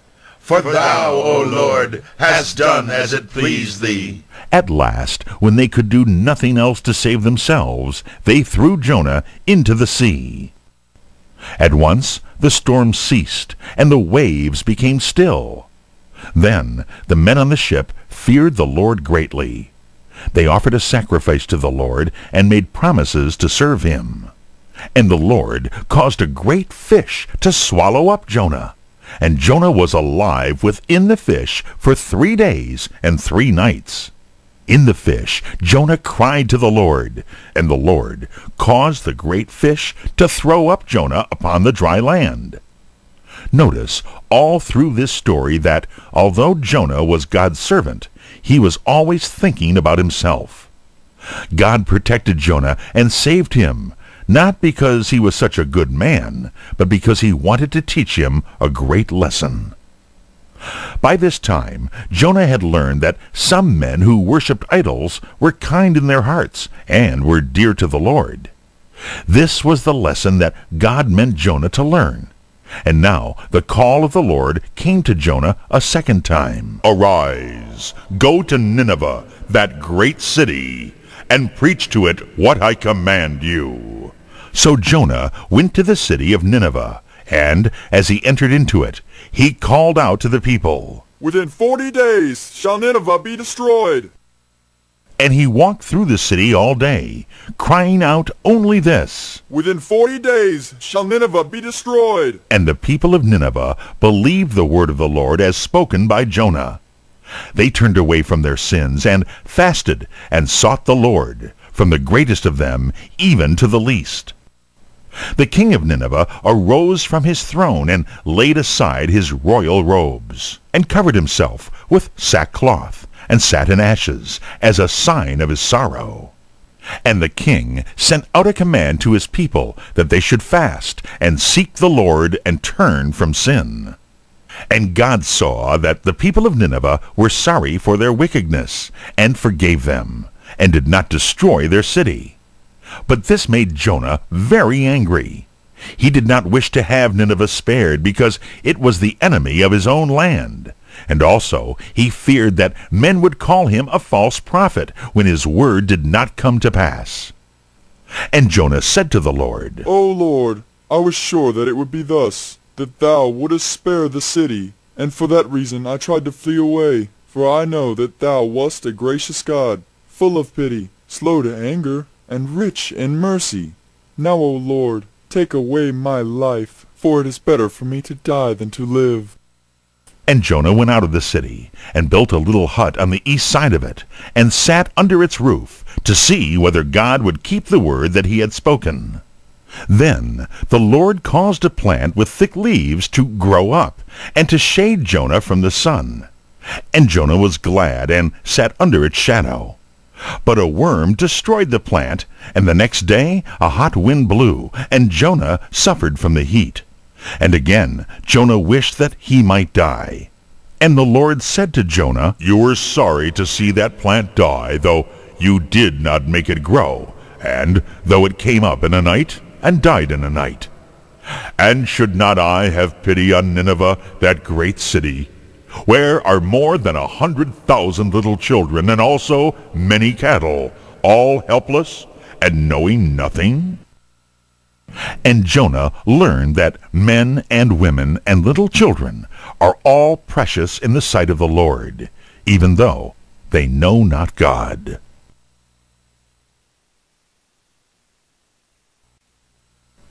There was in the land of Judah a wicked king named Jehoiakim, son of the good Josiah. While Jehoiakim was ruling over the land of Judah, Nebuchadnezzar, a great conqueror of nations, came from Babylon with his army of Chaldean soldiers. He took the city of Jerusalem and made Jehoiakim promise to submit to him as his master. And when he went back to his own land, he took with him all the gold and silver he could find in the temple. And he carried away as captives very many of the princes and nobles, the best people in the land of Judah.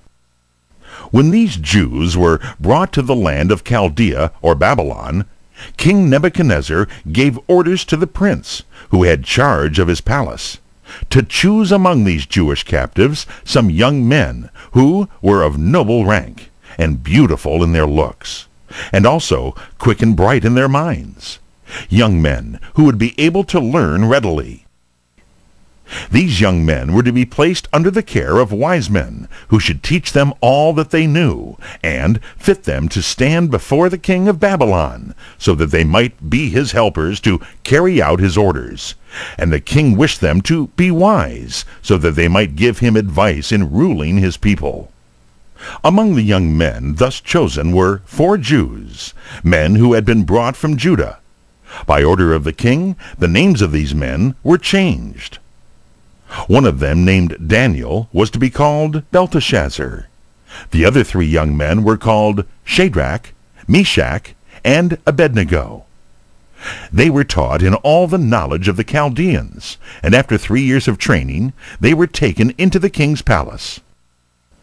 King Nebuchadnezzar was pleased with them more than with any others who stood before him. He found them wise and faithful in the work given to them, and able to rule over men under them.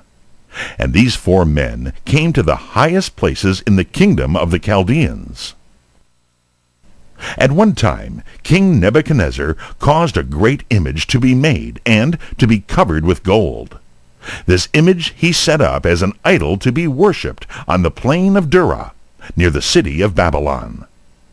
When it was finished, it stood upon its base or foundation, almost 100 feet high, so that upon the plain it could be seen far away.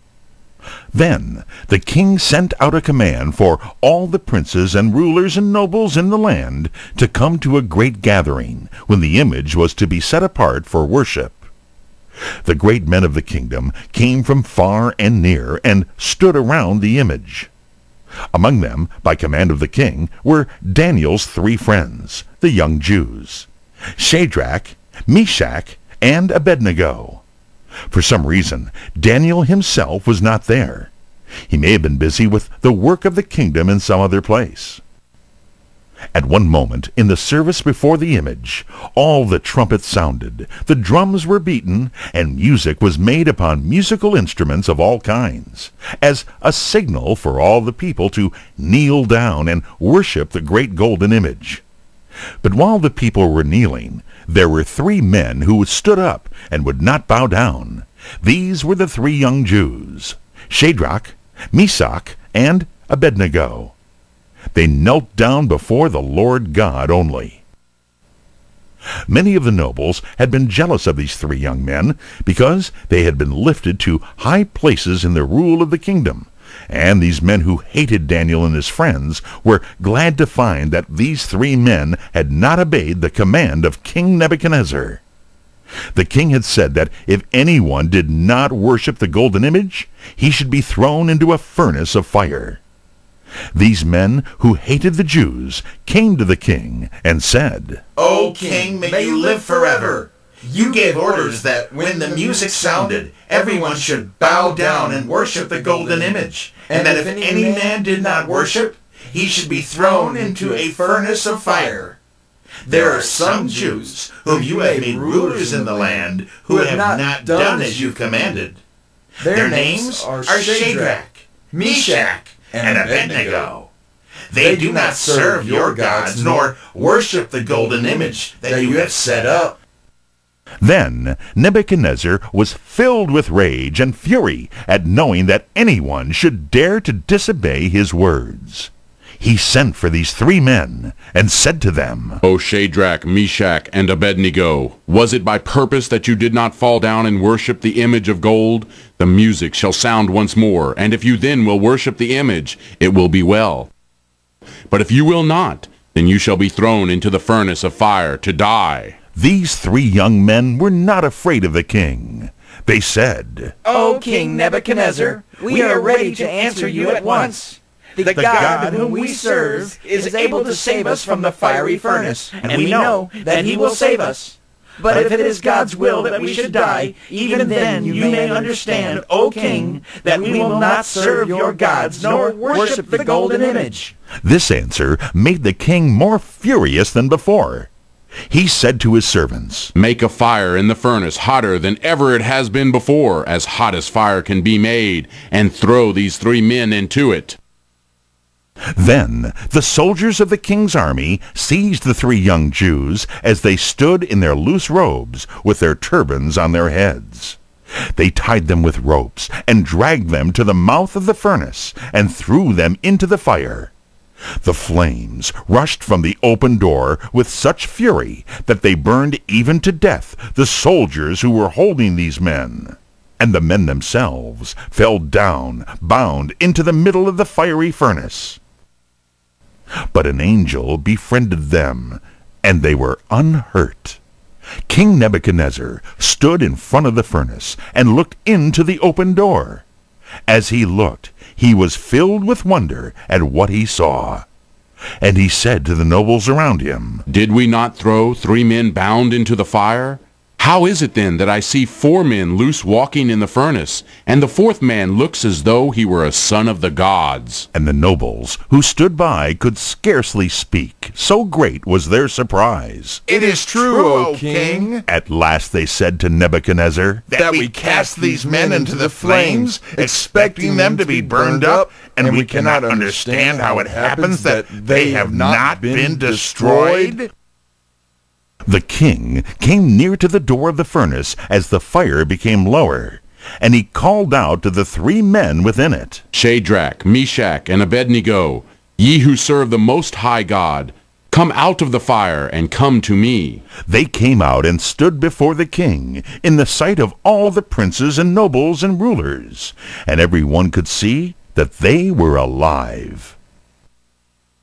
Their garments had not been scorched, nor their hair singed, nor was there even the smell of fire upon them.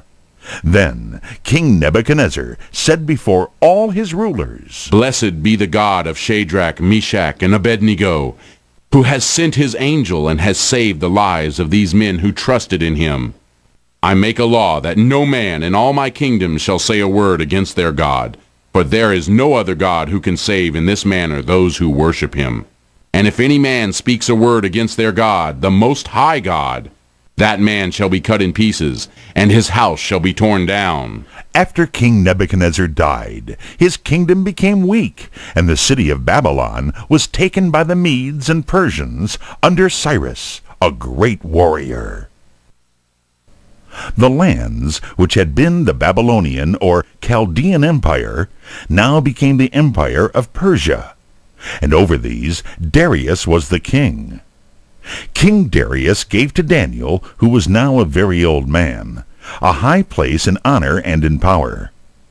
Among all the rulers over the land, Daniel stood first, for the king saw that he was wise and able to rule. This made the other princes and rulers very jealous, and they tried to find something evil in Daniel so that they could speak to the king against him. These men saw that 3 times every day Daniel went to his room and opened the window that was toward the city of Jerusalem, and looking toward Jerusalem made his prayer to God. Jerusalem was at that time in ruins, and the temple was no longer standing. But Daniel prayed 3 times each day with his face toward the place where the house of God had once stood, although it was many hundreds of miles away. These nobles thought that in Daniel's prayers they could find a chance to do him harm, and perhaps cause him to be put to death. They came to King Darius and said to him, All the rulers have agreed together to have a law made that for 30 days no one shall ask anything of any god or of any man, except from you, O king, and that if anyone shall pray to any god or shall ask anything from any man during the 30 days, except from you, O king, he shall be thrown into the den where the lions are kept. Now, O king, make the law and sign the writing, so that it cannot be changed. For no law among the Medes and the Persians can be altered. The king was not a wise man, and being foolish and vain, he was pleased with this law which would set him even above the gods. So, without asking Daniel's advice, he signed the writing, and the law was made. And the word was sent out through the kingdom, that for 30 days no one should pray to any god. Daniel knew that the law had been made, but every day he went to his room 3 times and opened the window that looked toward Jerusalem, and offered his prayers to the Lord, just as he had prayed in other times. These rulers were watching nearby, and they saw Daniel kneeling in prayer to God.